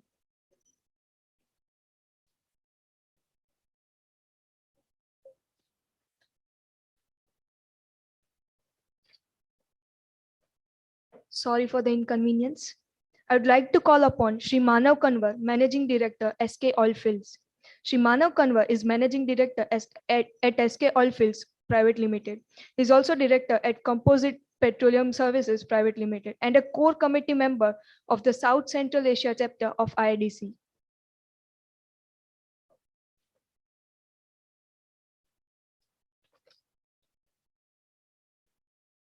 Good afternoon, ladies and gentlemen. In addition to what was just said, I'm very active with the Society of Petroleum Engineers Mumbai section. I'm actually the secretary. Sorry, Jayant. Actually, I have a flight at 6:15, so I requested Mr. Vij if I could speak and leave. Thank you, PDEU, and thank you to the DGH for this really enlightening day that we've had today. And I haven't prepared a PowerPoint. It's just a casual kind of, some observations and points of view. Three things really that I would like to focus on. One is technology. As ENP service providers, are we really able to provide that value to the operators in India? Second is the digital technologies which is being talked about. What does that actually mean and how does it work?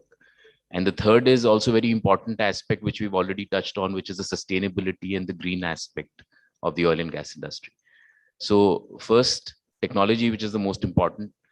ENP providers like us want to bring niche innovative technologies which can be applied in the oil fields in India, in Gujarat. I know that Sun Oil and Gas, Mr. Padam Singh, who has spoken before me, they have done a fantastic job of, bringing niche technologies and applying them in their fields. And we saw the big list and the patents he talked about. But many other ENP operators, maybe, they are not able to do it or they don't know how to do it. And that is where the ENP service providers come in. The question is, how do we create an ecosystem in India where an equipment or a service to run the equipment, the service, the oilfield service is available on call? One suggestion is that, especially for the larger operators like ONGC, Oil India, CAN, to have master service agreements. So right now what is happening, let's say in ONGC, is each work center normally comes out with tenders for, services. Of course, there are certain services which are centrally procured through, let's say, WSS or logging services. But there are many other services which each work center is procuring separately, especially when it comes to production enhancement. We're talking more on production enhancement here because for mature fields, that's really important. There's going to be less and less exploration and more, production enhancement going on in the mature fields. So if there can be a master service agreement with service providers, and then each work center can do a call out. Like ONGC already has, you have Impetus in ONGC Bombay, which has rate contracts for spares, for instance. And then it can be called out from the service providers. And what that does is it gives them scales up the volumes of the business. Because if you can't scale up the business, if you're assured of, let's say, 100 wells a year instead of, 10 tenders of 10 wells each, then you can bring down the unit cost. And the idea is to make it affordable. Because if you're talking about onshore fields in India, in Gujarat, the fields are not prolific. Each well is not a prolific well. So how do you make it affordable for the operators to actually apply these technologies? Like we saw earlier, I think Mr. Sameer Biswal spoke, hydrofrac technologies, other technologies which they need on a day-to-day basis. There are not too many service providers. So he was actually requesting CPSUs, the companies, to provide it, which is difficult. It can happen, but it's difficult. And that's what the service providers are here for. So basically what we're talking about is an indigenous ecosystem where operators and service providers create a hub. And in Gujarat, I say, why not in Gujarat? I mean, this is really, there's a lot of ENP activity going on. There's more than, there's like 10 or 15 operators here.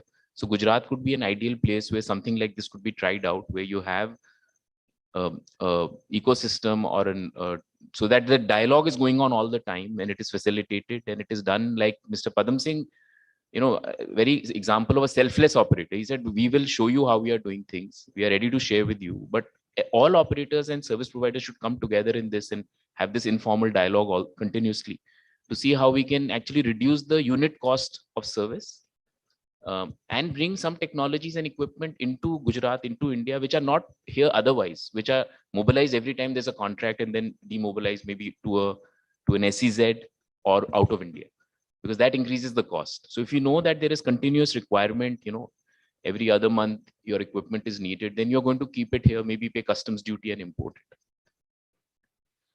Also, it could be looked at. I think Mr. Arun Karle mentioned OIDB, Oil Industry Development Board. They are, they have huge amounts of funds. So like they do in other countries, in India also, we could have incubation hub for technologies to be, I'm not talking about new technologies really, but just to improvise and make those technologies tailor-made or customized to the Indian field conditions.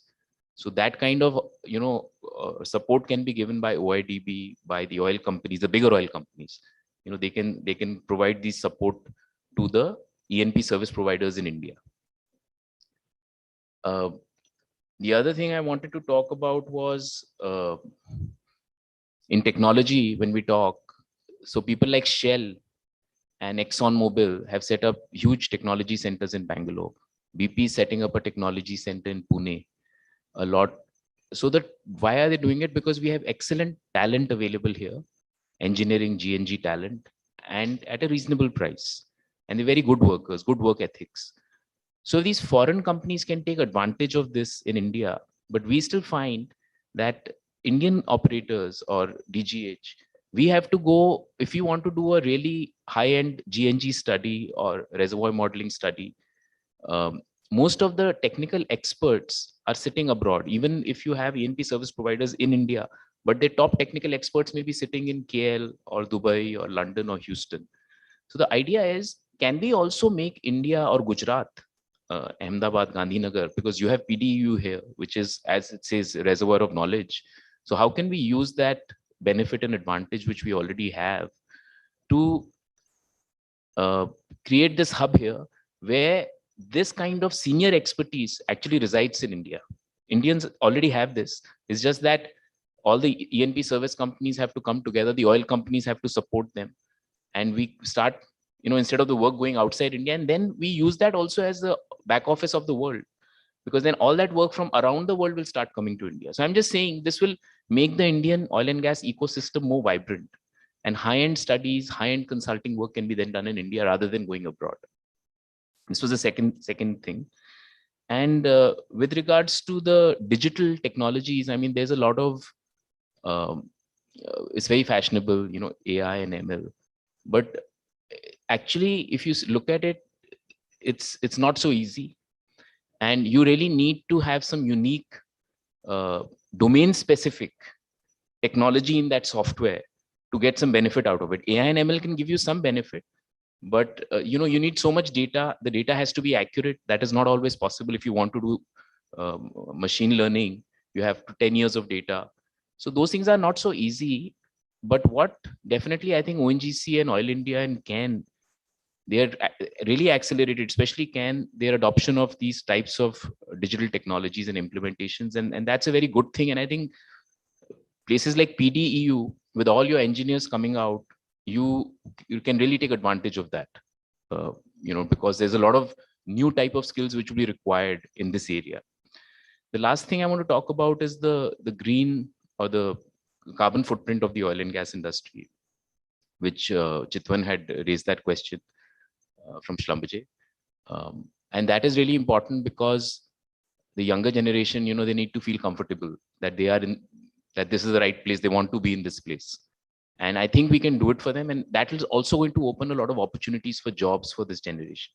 Because probably in the next 10 years, a percentage of jobs in the oil and gas industry will be focusing on how to reduce our carbon footprint, how to do emissions reductions in all the areas, So I think that is something which PDU probably, if you can start teaching those skills to your young engineers who are graduating, it will stand them in good stead in the years to come. So that was all from my side. Thank you very much.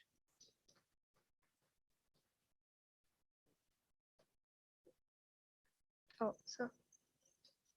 Thank you, sir.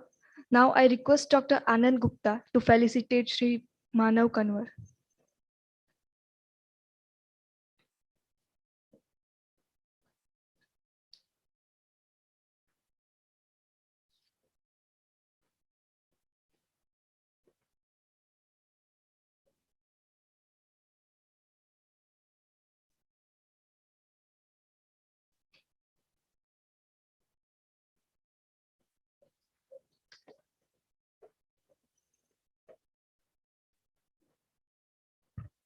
I think before you invite the next speaker, I take this opportunity to invite my colleague in DGH, Mr. Raghav, on the dais.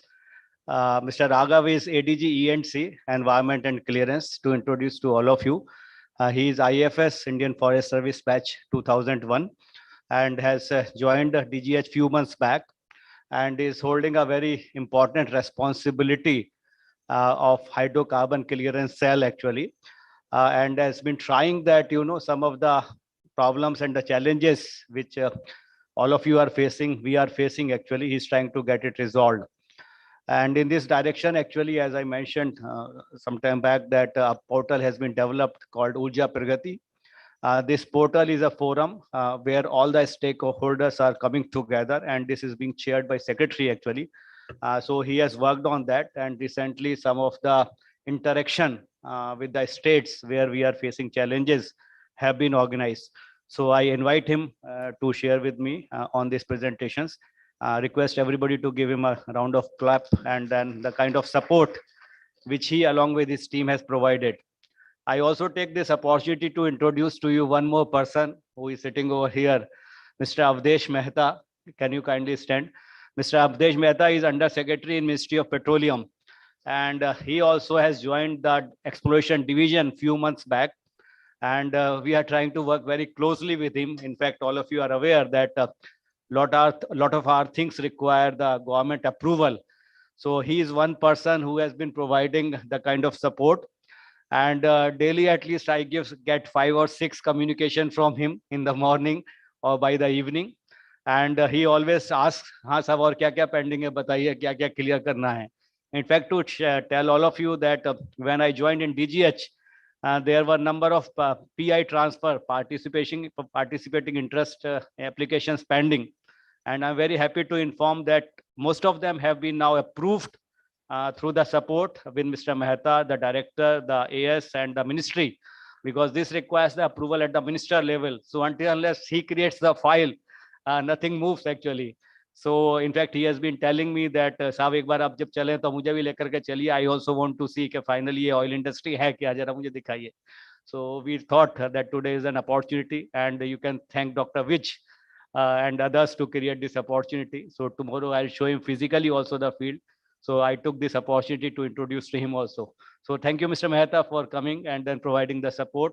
You can see the outcome, and shortly, I think some of the fields which were stranded for quite some time, at least more than 10 years, will be getting unlocked actually.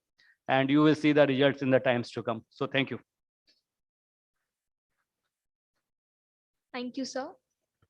Now I'd like to call upon Shri Jayant Malhotra, Director, Sales and Marketing, Slumberger. Mr. Jayant Malhotra has extensive experience in sales and marketing, business development, business strategy, leadership roles with P&L in oil and gas across different geographies. He has in-depth knowledge of Middle East and Asia market and has rich experience of more than 15 years in the field. I request Mr. Jayant Malhotra on the dais.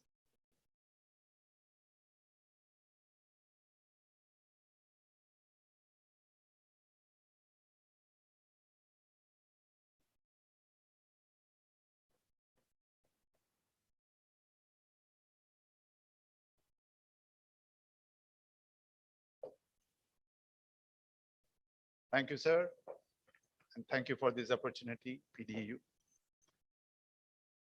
So I don't know where did that CV came from, but that's okay.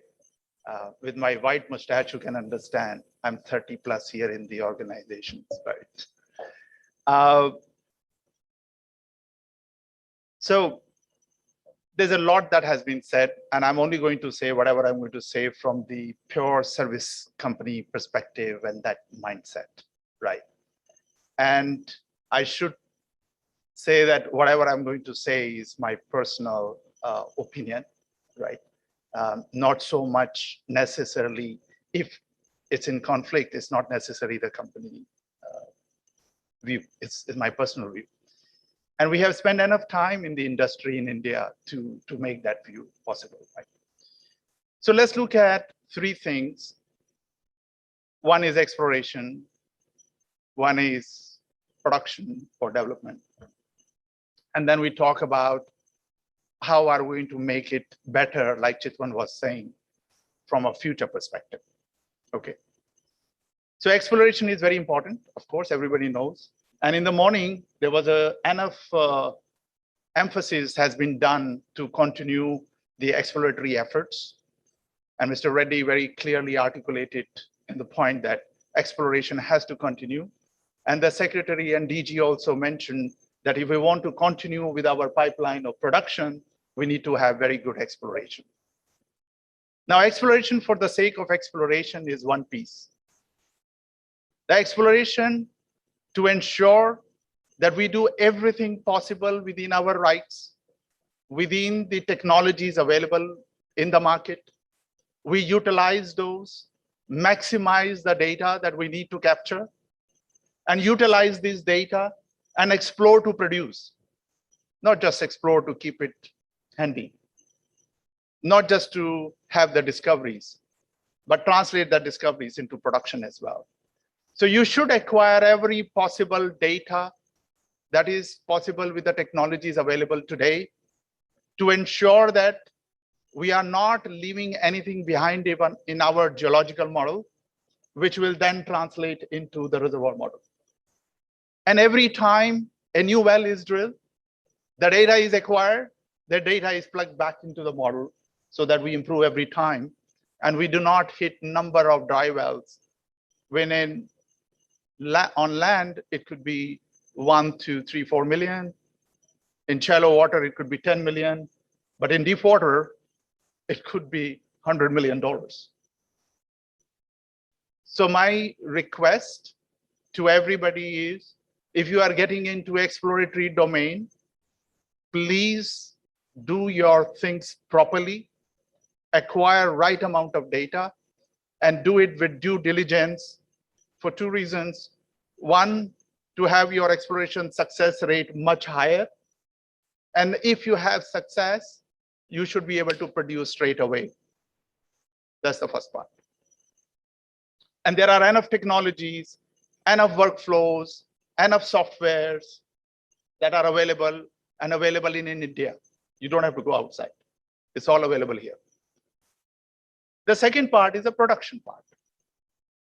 The brownfields, you see, we spend altogether, if we look at it, about $4 to $5 billion in India a year. And having spent that money still, what they call is BAU, business as usual, curve. So you look at the curves, right? So there's a curve. If you don't do anything, what is your decline rate? This is what, by the way, I learned from Vitsab, right? I'm not a reservoir engineer, right? So there is this curve. When you don't do anything, what will happen? What is your decline rate? And your decline rate, depending upon the reservoir, could very well be a natural decline of 7% to like 35%, depending upon the permeabilities.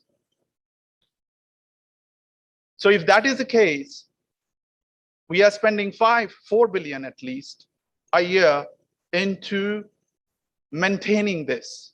So if you talk to the E&P operators, they will always say, we want to arrest the decline. A lot of money gets into that. Then after that comes the next step. We are going to increase production. Now my point is, even after spending so much of money today, for the last so many years, India still has a decline rate. That means we are not able to arrest the decline, forget about adding. Our demand is increasing. So a couple of years ago, we were importing 80%. Now we are importing 85%. In spite of a big shift to gas, we are still not able to do justice to our brownfields. And the reason the justice to the brownfield has not happened, there are multiple reasons. And government is coming out with different kind of policies, DSF, PEC, a lot of policies, right? And government is doing everything possible to create so-called an ecosystem where private companies can come in, bring in technologies because they have less bureaucracy they have to go through and be able to produce. But even that is not happening. There is some sort of stoppage in utilizing technologies that can significantly change the game. And that is because of the mindset. And the mindset comes from the fact that oil price is low, therefore we cannot afford to spend a lot of money in managing our production that we are doing. But what happens today?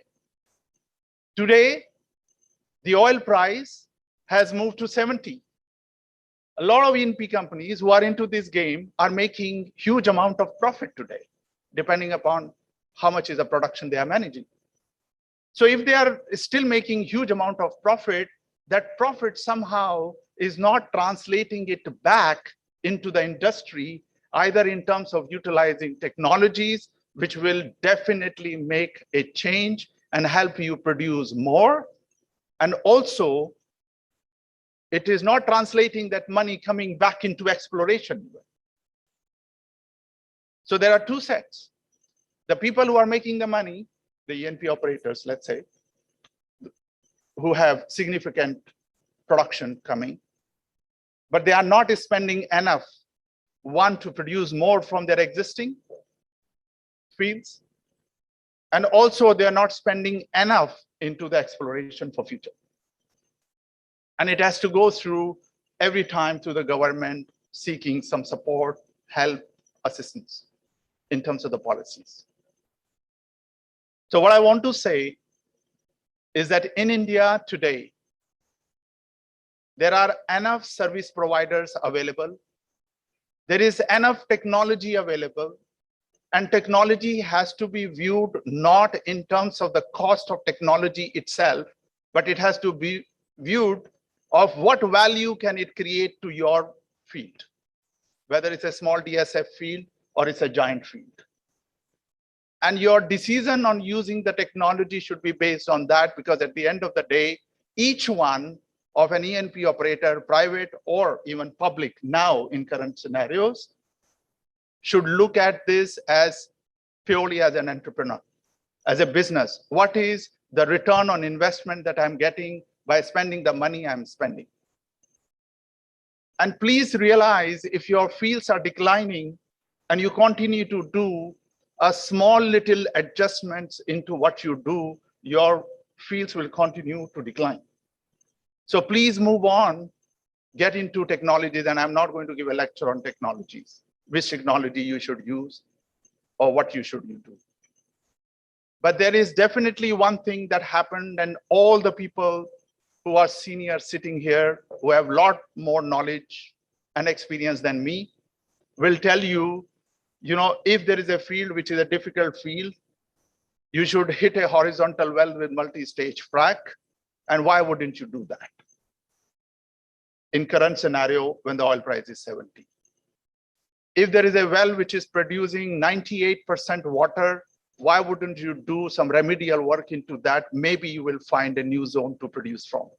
Why don't you run a technology that can look at it behind the casing, behind the tubing, and will be able to give you a new reservoir? It could be just as much as a half a meter, but this half a meter has a potential to produce 500 to 1,000 barrels of oil.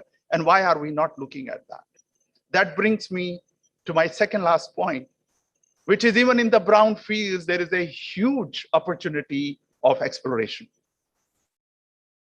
And we should not deny that. And we should look at every opportunity where possible to capture that.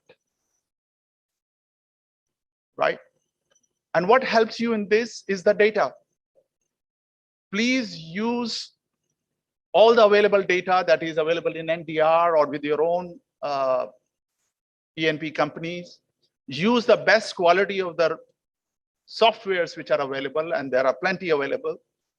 Look at the seams and sequences and the workflows.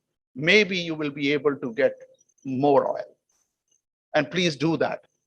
And do it for yourself, for your own success.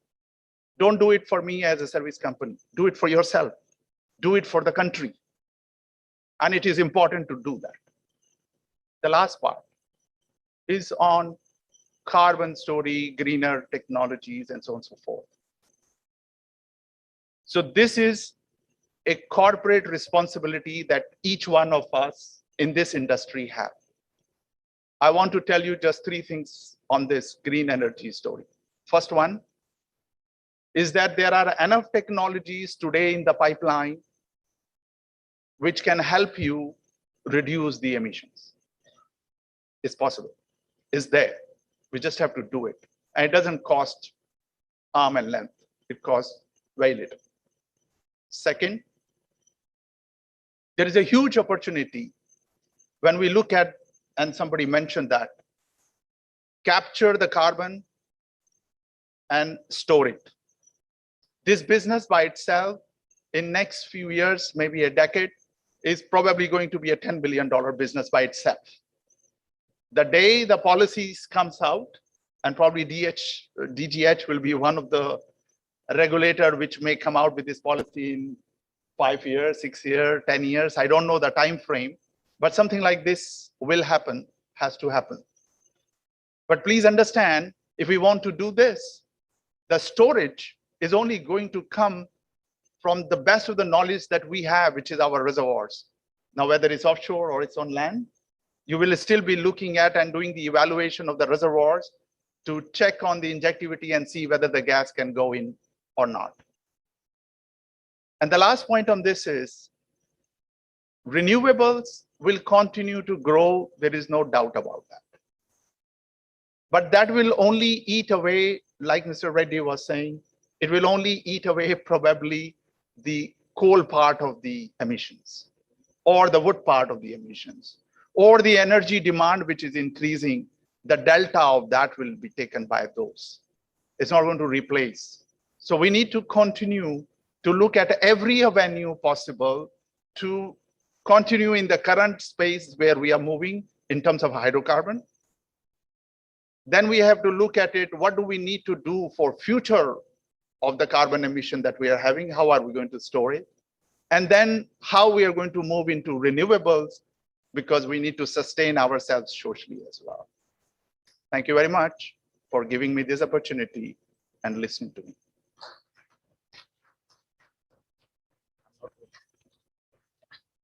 Thank you, sir, for your enlightening words. Now I request Mr. Raghav to felicitate Sri Jayant Malhotra.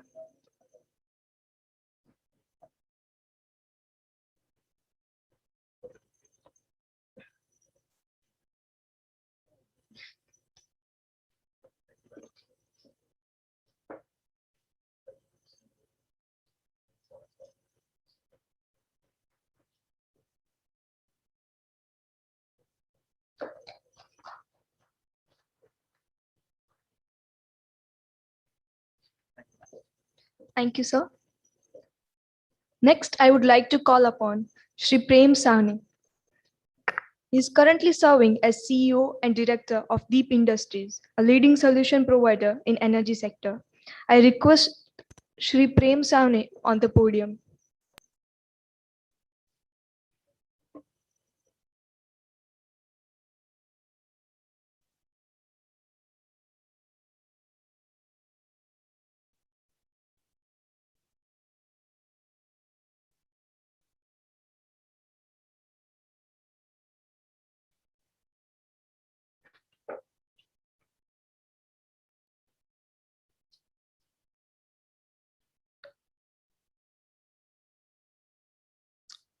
A very good evening, ladies and gentlemen, dignitaries at the dais,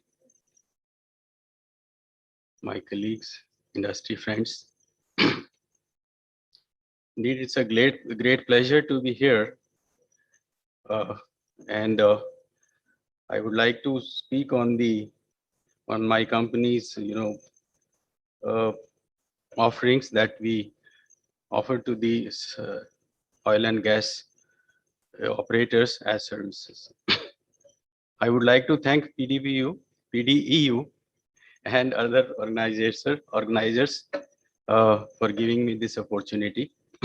Thank you very much. We can go to the next slide, please. Do I have to?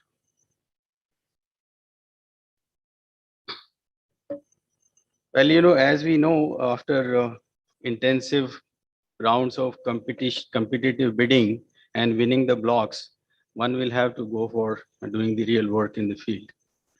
And to do the real work in the field, we will need assistance from the service companies. And that's where we chip in. Our company is into this oil field services business for the last 3 decades. And we have been working with the large companies, large oil and gas providers in the public sector and private sector. Basically, we provide services in the fields of natural gas compression business. We are pioneers in this natural gas compression. We have high pressure gas compression services. Whenever you discover gas and you want to bring it to the market, certainly you will need the compression service. So it is a must-run service for gas, for the oil and gas operators. Then along with the gas, also comes, there could be some impurities in the gas system, so it needs processing and dehydration. We also provide service in the drilling sector and workover sector. And of late, we have started providing services in the form of an integrated effort. And we also have E&P acreages, both in the conventional and unconventional sectors. Next, please. Next. This is a photo of one of our gas compression and dehydration services that is currently going on. So next slide, please. As I said, we have been the pioneers in this compression and dehydration business. I'm very proud to say that we are the market leaders in this sector. We take turnkey contracts like,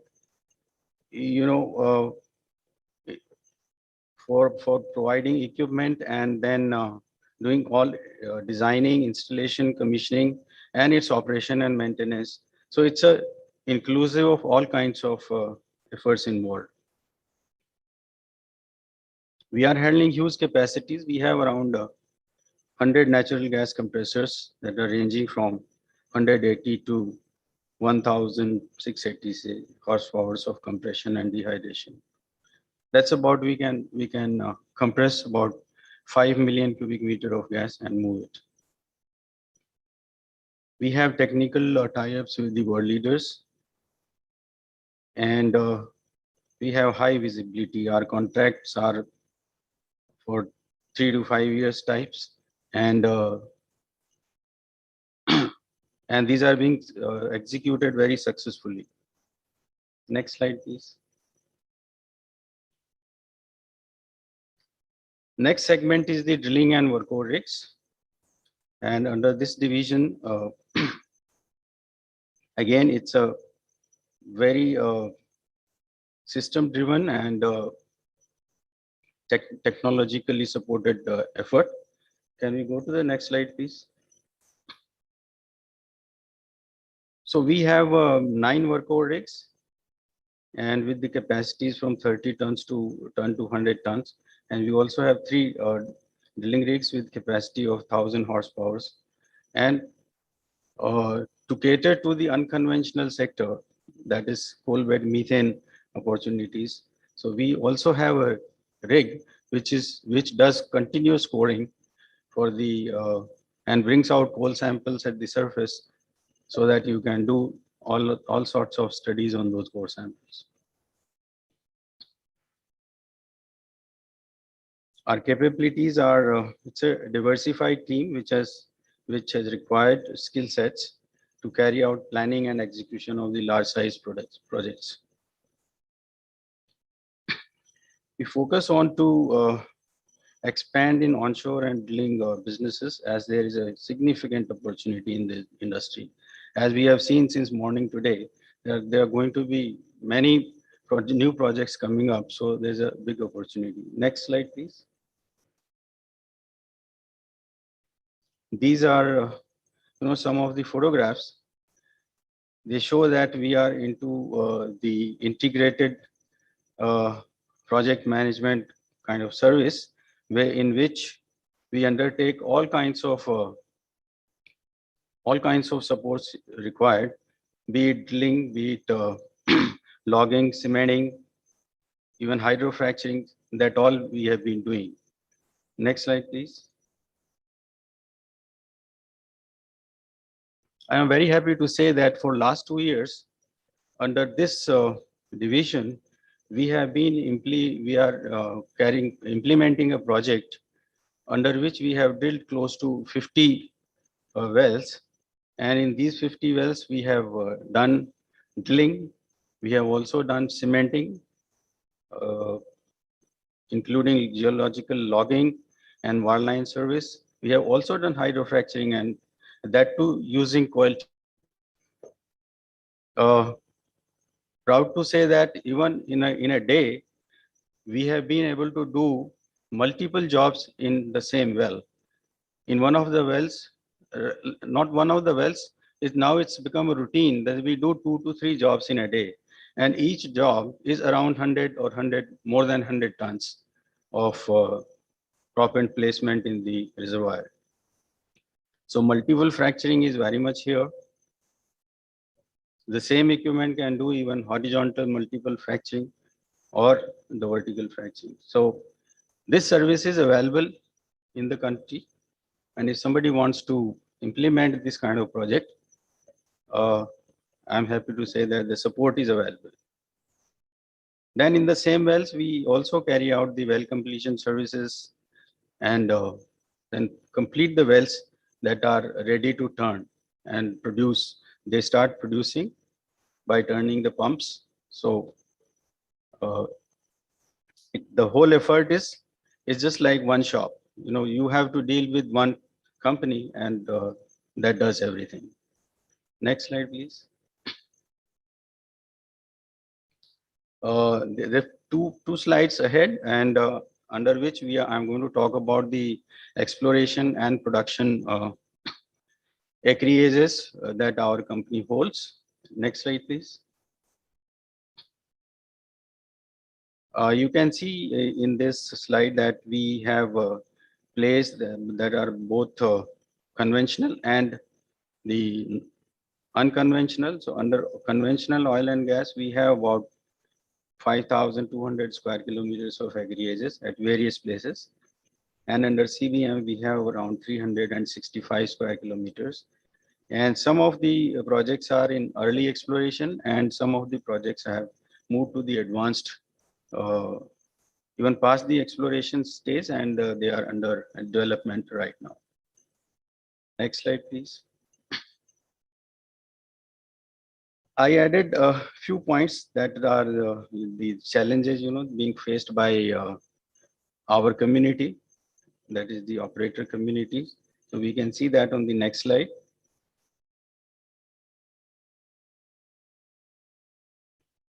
Very happy to say that, the government has taken very good steps to support the industry. This has also, the policies of government has also been evolved.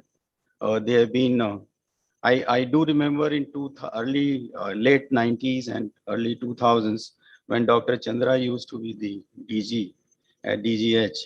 And so we were participating in giving our inputs to make the policies. And that's where the NELPs and CBM policies came in. And after that, there has been a lot of water that has flown down the bridge. A lot of improvements have come in, a lot of so to say that it has the policies have evolved, and now they have really become very, very industry friendly. There's support available from the government side at every step, like the approvals based on self-certification and time-bound approvals related to work programs and field development plans.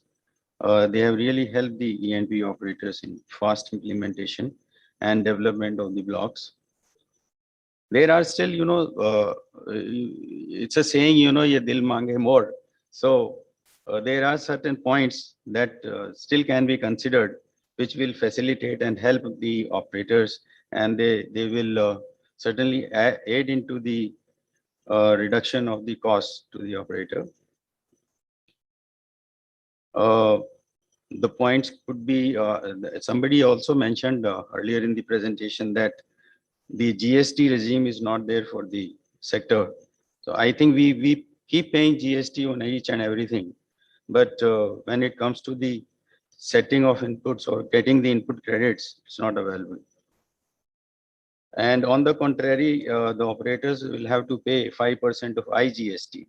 So I think if these things can be considered favorably, it will help the industry.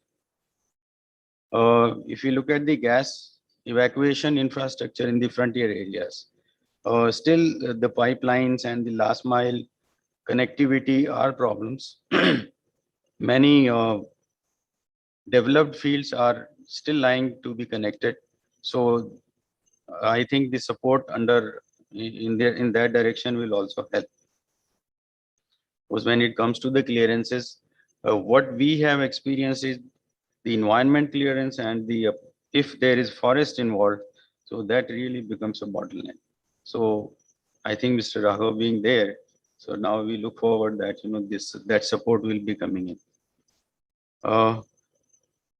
I think I only had that much to say. So next slide is, thank you so much. I appreciate.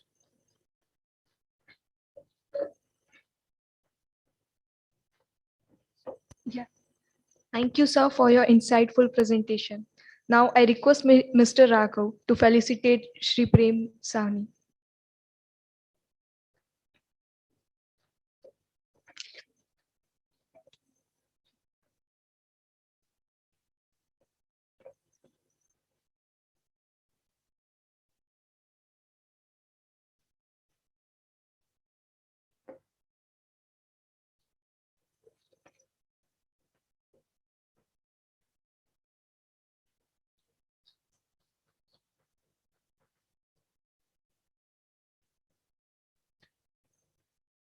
Next, we have with us Shri Riyaz Sheikh.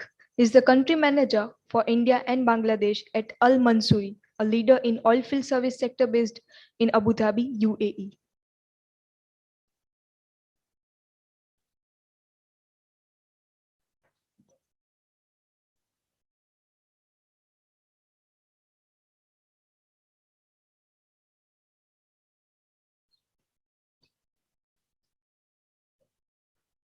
Good evening, everyone. I will be presenting on behalf of Mr. Riyaz Sheikh for Al Mansouri. We are a growing company in India. We started. We are providing a diverse range of services, oil field services, to all the oil field companies. We started our business in 1977 in Abu Dhabi, and from there we grew strength to strength. In 1997, we started our first project in India, and in 2018 we acquired our first directional drilling contract, and it's a long contract that we are doing. We have drilled up to more than 600 wells with ONGC in last 3 years. We right now have more than 7,000 employees with the company, and our clients include ONGC, Oil, KN India, HOEC, and British Gas. We are very focused on health, happiness, safety, environment, and quality. Happiness being the focus word here, and this includes happiness for all our employees and all our contractors, including all the vendors and the client. Our production services include well testing, early production facilities, underbalance drilling, managed pressure drilling, stimulation and nitrogen lift, drill stem testing. In well testing, we are the undisputed market leader. We have more than 90 onshore and offshore packages. We have offshore testing vessels, marine vessels, and these are owned by Al Mansouri Petroleum Services. In early production facilities, that is going to be very important for the operators that are going in. We have right now completed 4 projects within 1 month to 1 year time frame, and we have 2 ongoing projects right now, as of right now. In managed pressure drilling and underbalance drilling, we are doing with a few collaborations. We are doing the underbalance drilling for our partners in UAE. We have the largest slickline service provider. We are the largest slickline service provider in the Gulf region. We have more than 100 slickline projects, and we are actively looking to expand our services in the country. For logging, we provide production logging, open hole logging, case hole logging, perforation services, and the intervention services. We also have inspection and safety services. So we are a diverse service provider. In India, we are doing directional drilling, slickline services, wireline services, product testing services. So we were one of the few service provider who were able to continue the business. The business continuity was maintained during the COVID lockdowns for all the clients that we were performing. We have managed this COVID situation by 100% localization of resources, and all the talents that we are using in India are 100% localized. With more than 40 years of experience in oil field, we are confident of tackling any kind of challenges that is thrown to us. And we are very keen to be part of growth story that is going to be India in few coming years. Thank you.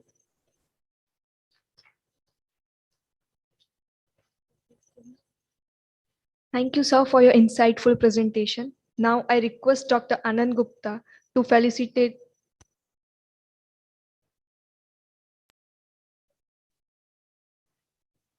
Mr. Saurav.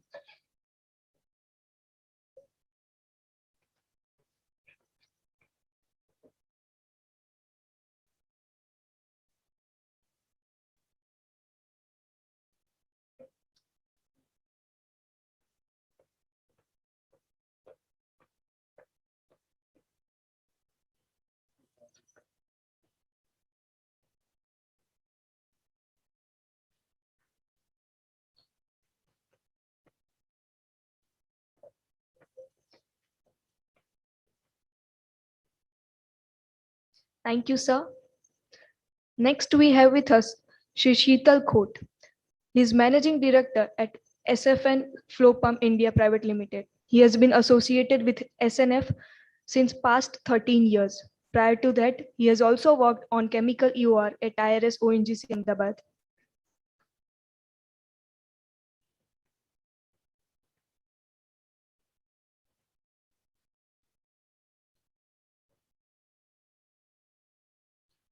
Good evening. So I'm not taking much time, as possibly I will be the last presenter and one is looking for. But basically what we want to cater is, when we are looking for the DSF rounds and other things, when discovered fields, so that means what? We have to, already the fields are explored and we want to get the faster recovery rates and we want to produce and enhance the recovery. So for that, we have some very robust or modular equipments what we have developed. So I will just run through that. We are a French-based company, and in India we are present since last 3 decades. So total SNF historically is a polymer producing company, but we have diversified. I will come back to in that one. So again, carbon footprint.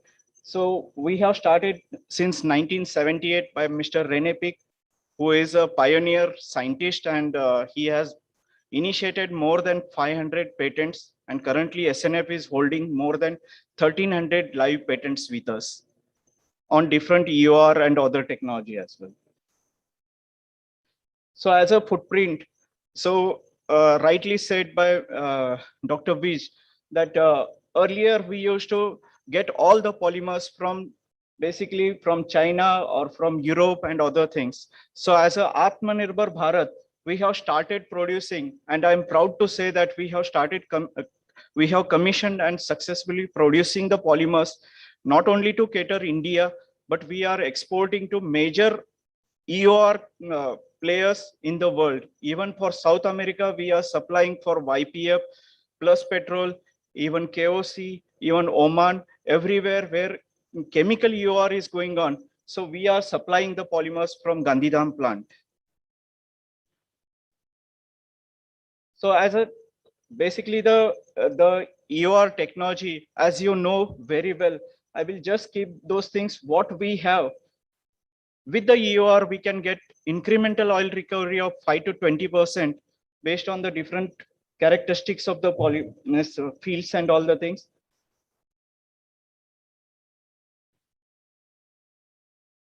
So as we said, basically we have started our entire EOR operations since 2020. Earlier to that, you know, even the Pusher 1000 or Sanand polymer flooding, which is going on, it was started with the SNF polymer, that is a Pusher 1000. And we are supplying those polymers, but we went into the EOR integrated project services since 2020 or 10. And from there, Dakyang field or even Marmul, Oman, fulfill polymer flooding, India, Kane Energy, and even the ONGC, we are having the integrated projects. Several other projects are there. But this is the main criteria for the how we can enhance the recovery. Earlier, you know, the yesterday we were having a 20 CP oil viscosity or temperature or permeability or salinity were the constraints for us. But currently we have developed means overcome those things with the research and development. And we are currently injecting at even the 10,000 CP oil viscosity, even successfully field tested at 130 degrees Celsius in Middle East, offshore as well, in carbonate reservoir as well, because some of the ONGC is also facing the challenge for Bombay High. When they say carbonate reservoir, we have 125 to 128 degrees Celsius and all the things. And then they are looking for the saline water or other technology. But even for those difficult fields as well, the polymer flooding is possible, even the 10 millidarcy and other things. So it is a joint collaboration, as Manav was saying, and even Jayant was elaborating those things, that we need to develop the GIP. And I request even Veet sir as well, that if he can forum the GIP with the PDU as well, that will help to share the enhancement. And as Padamsi said, sir has also said, he want to share. But definitely, we have the technology, everyone can collaborate, and that outcome will be the great one. So I will just keep those things. So this is the what we are providing, the end-to-end services in this enhanced oil recovery. Earlier, before 2020, we were just supplying the chemicals to the EOR, but now we have developed entire equipment, engineering, and assistance. Operator has to give only water and electricity on site. Entire end-to-end services are taken up by SNF. We have executed several integrated projects worldwide. Currently, we are handling more than 300 EOR projects in the world. And I proudly say, in India as well, we have commissioned the NK ONGC with the shortest time. Means when Dharmendra Pradhan was there for the groundbreaking ceremony, he was asking me, within 6 months, are you going to take the challenge? I want to come for the commissioning, means inauguration. And literally, we have taken the challenge, and within 6 months, we have started the injection. And the field is producing within this critical pandemic time as well. We have given the 99% uptime for that field. And you can get the results with Gyani sir as well. So those are the outputs. The standard workflow, I will not go. But here, the main thing for the EOR development is the injectivity or pilot test, then the full field and other things.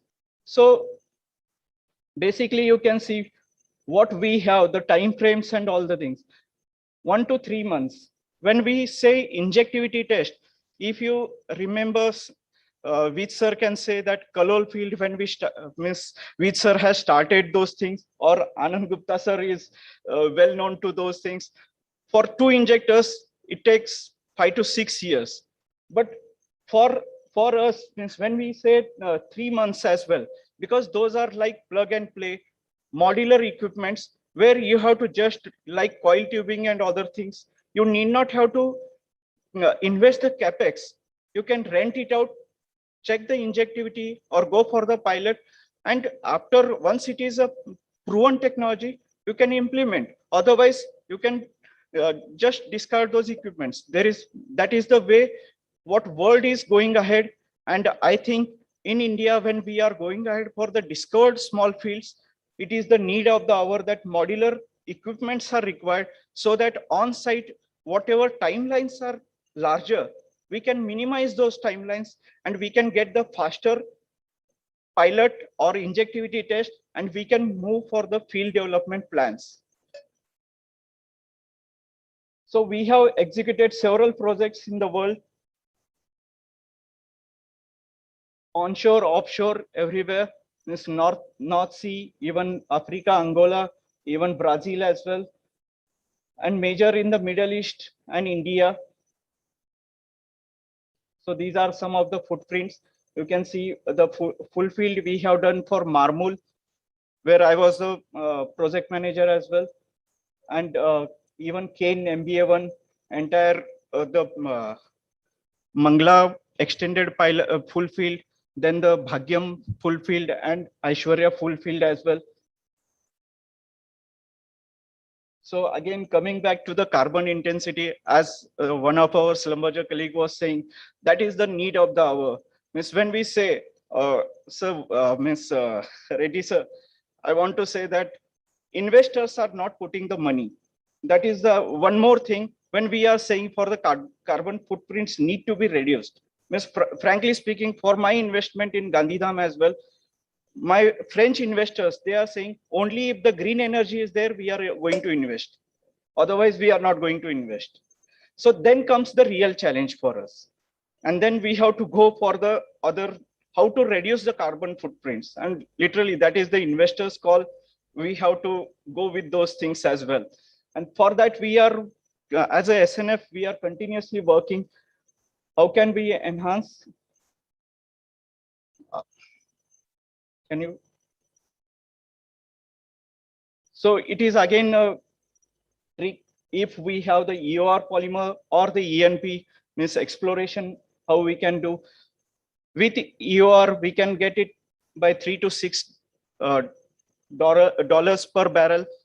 In exploration, there are more uncertainties. How many dry wells will go or how many oil we can strike out. It is a cleaner and faster and proven technology for polymer and ASP and other things. And we can make those facilities within the existing infrastructure as well. We need not have to go for the another acreages and other things where we have to acquire the land and spread out entirely for going for exploration. Next. So as I said, it is quite economical and we can get, because we are going to reduce the water cut and all the things, because of that, the carbon CO2 emission will be very lesser. So that is what we want to say. Next. So I will not spend more time on this. I will go further. So this is what we want to say into the chemical EOR. It is a basically proven technology where we can right now more than 3 to 4 decades or worldwide, it is giving the good results out of the this technology. And with the polymer flooding, we can get enhanced soil recovery more than 15 to 20%. And it is a proven one. When we go for the exploration, we know within 4 wells, we will get how many oil we'll get. That is literally we have to go for betting. So here, when we are going for the polymer flooding or chemical EOR, so that is the well-known and developed technology where we can work out collaboratively. And basically these, all the equipments, what we have developed is the modular one, just on-site plug and play. If it is a single or 2 well injector, those equipments are readily available on the shelf. Within 1 month as well, we can start the injection from the confirmation. So that way, that is the need of the hour when DGH and our ministry is saying that we have to implement faster production means projects. So it is possible. Earlier, we have to invest on R&D and all the things, or even for the feasibility study or development of those equipments. Now, that is like the plug and play services what we are providing. Next. Thank you.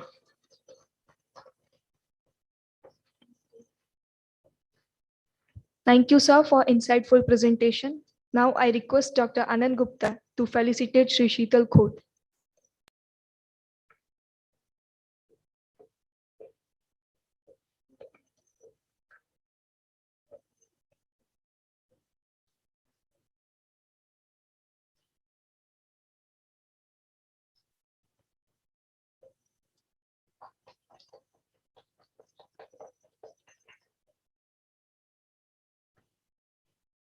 I heartily thank Mr. Raghav and Dr. Anand Gupta for chairing the presentations by Service Provider Company.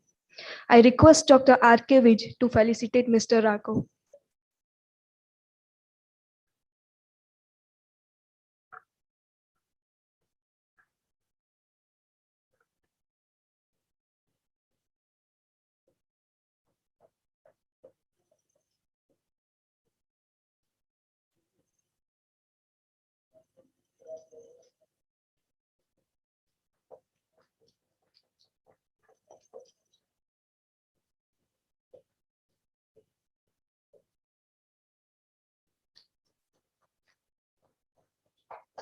Thank you, sir. So far, we have had the privilege to listen to eminent speakers and thus understand the opportunities of exploration and production in Gujarat. All these insights have given us a new perspective that we can all adopt and create a conducive environment for business opportunities in Gujarat. I would like to now invite Dr. R.K. Vij, Honorable Director of SPT, to deliver the closing remarks.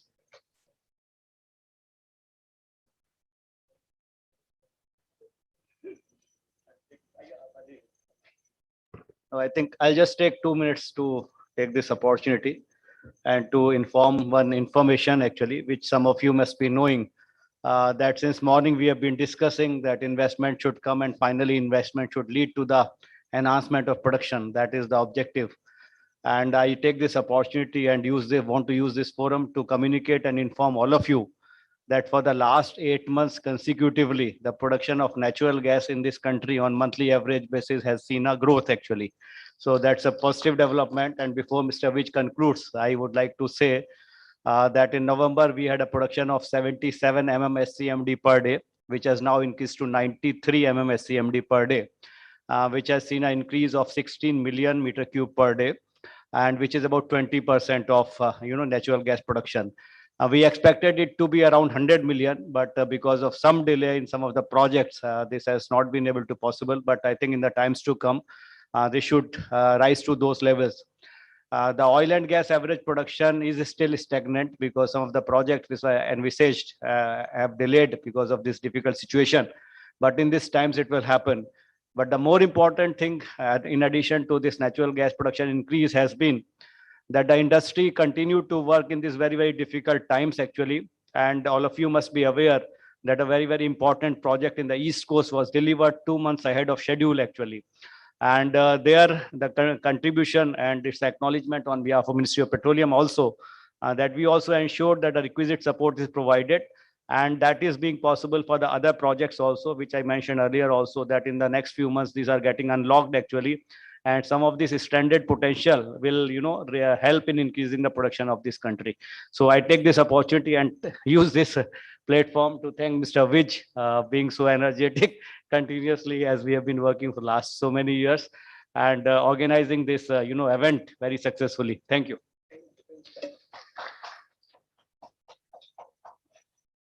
Thank you very much. And I think we have skipped actually the tea session. So now the high tea is ready. And I will take just 5 minutes to thanks each and every person. And I will just 3 or 4 slides, what we have done today in a brief.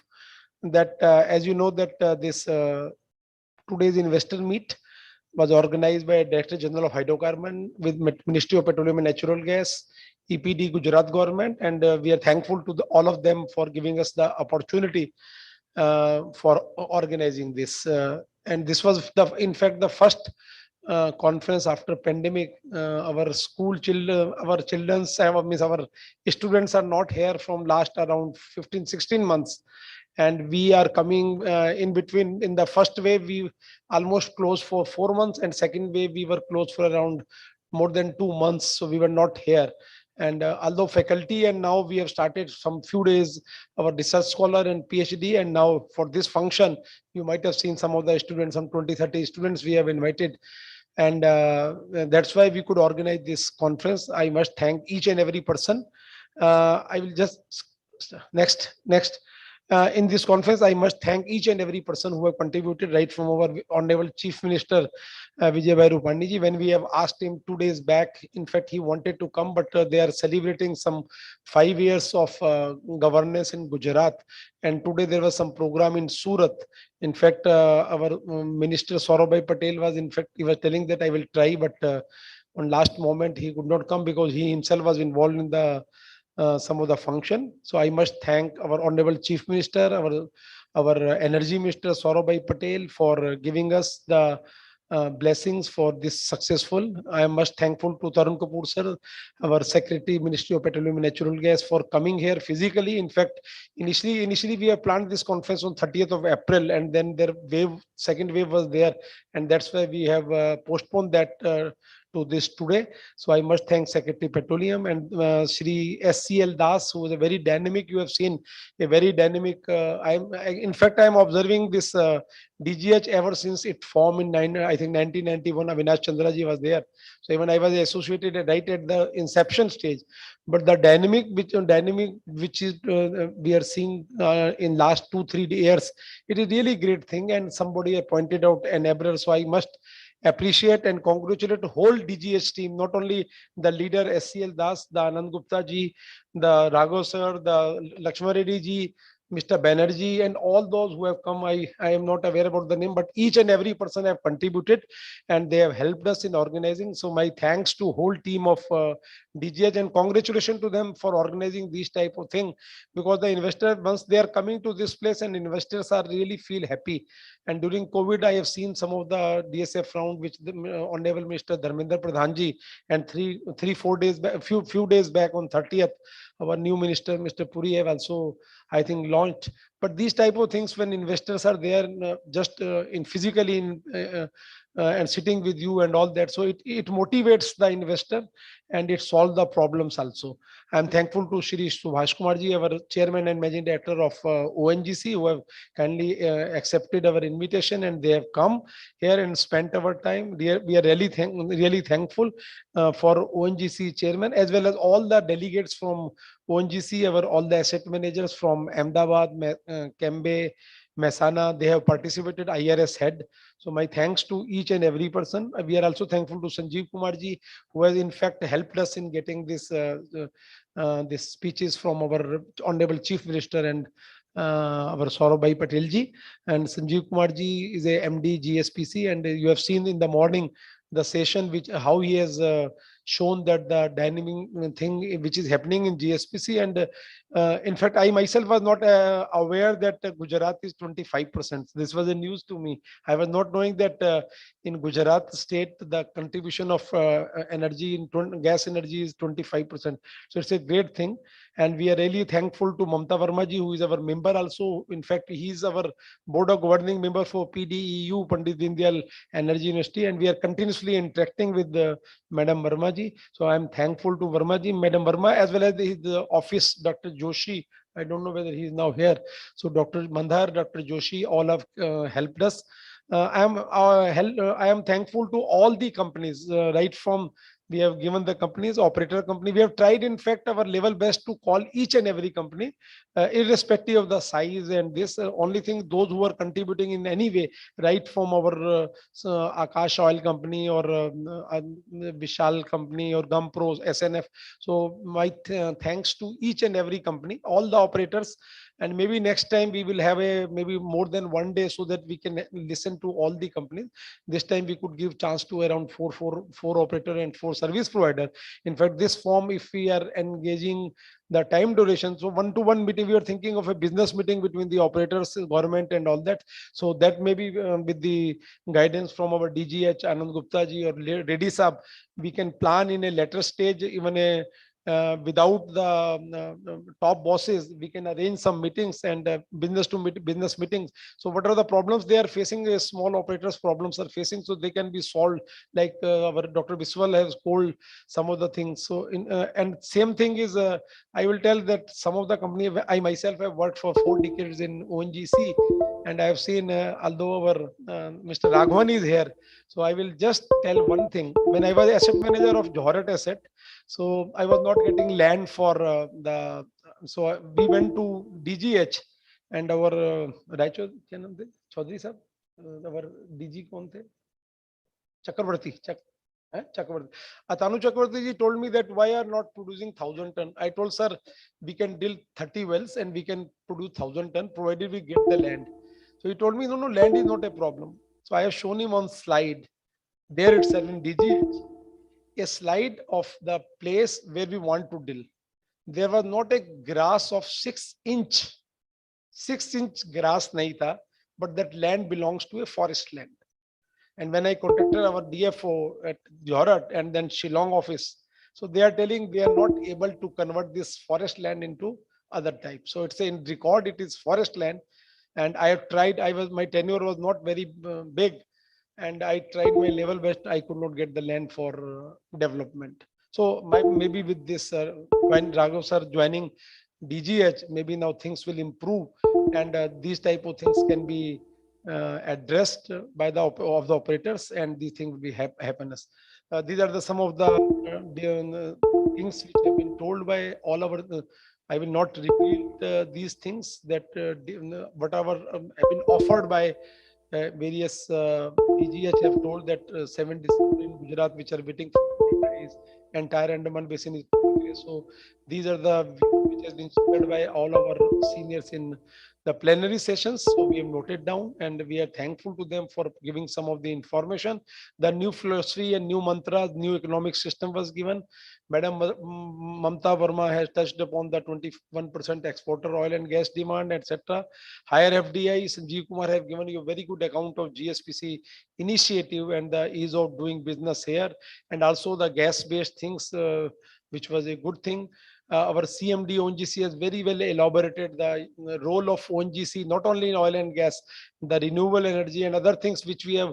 In fact, our CMD Subhash Kumar ji has given a very good account that what is the ease of business. That's why ONGC could put up, whether it's a Petronet LNG or C2 or Opal or CWEL or IRS or the different assets. So he is very good, told us that how they have utilized or how they have encashed the ease of doing business in Gujarat, and that's why ONGC is a big, and around 10,000 people of ONGC are working in Gujarat. Next, our Tarun Kapoor sir have told clearly that they are working with each and every operator, and the Prime Minister vision, whatever there, so that want to be achieved by these type of investor meet. And I hope that this will pave the way for further deliberations, and it will give us a very good insight into the new discovery and this discovered field. DSF rounds, more DSF round will come, and like PEC round, we have not discussed PEC round. Also, government has started, but it could not be materialized. Maybe that new PEC conditions and new business model will develop, and it will help us in getting this thing. We are thankful to our Tarun Kapoor ji and the DGH for giving us a partner offer for partner, and we are making some proposal also today. So my thanks to each and every person who have attended directly or indirectly in this conference, and I look forward for such opportunities in future also. So we have tried our level best to make your stay comfortable for the day, and I hope that your stay was good. Regarding SPT, we wanted that you should visit some of our laboratories, but I think time was not there. But my invitation to each and every person, whenever you want to come, whenever you are coming to Ahmedabad for any work, so you just give us a call and you can come and stay, and we can host you for a day. We can show you our capabilities. We have a very good faculty.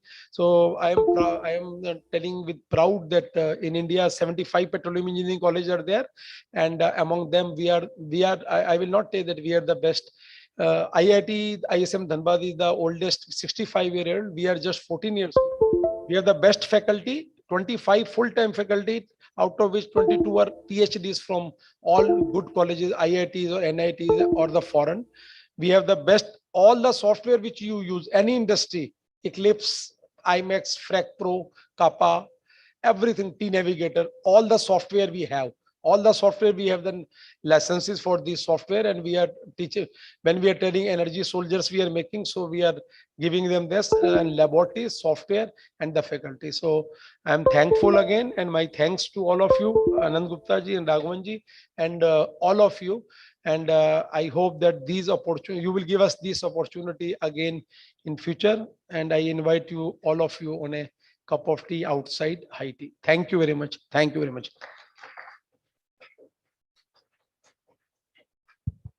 Thank you so much, sir. It surely has been a successful conclave. I wholeheartedly thank all the delegates for their time, support, and gracious presence. High tea has been arranged for all the delegates. You may please proceed towards the cafeteria for the same. Thank you once again, everyone, for joining us in person and virtually. Have a wonderful day.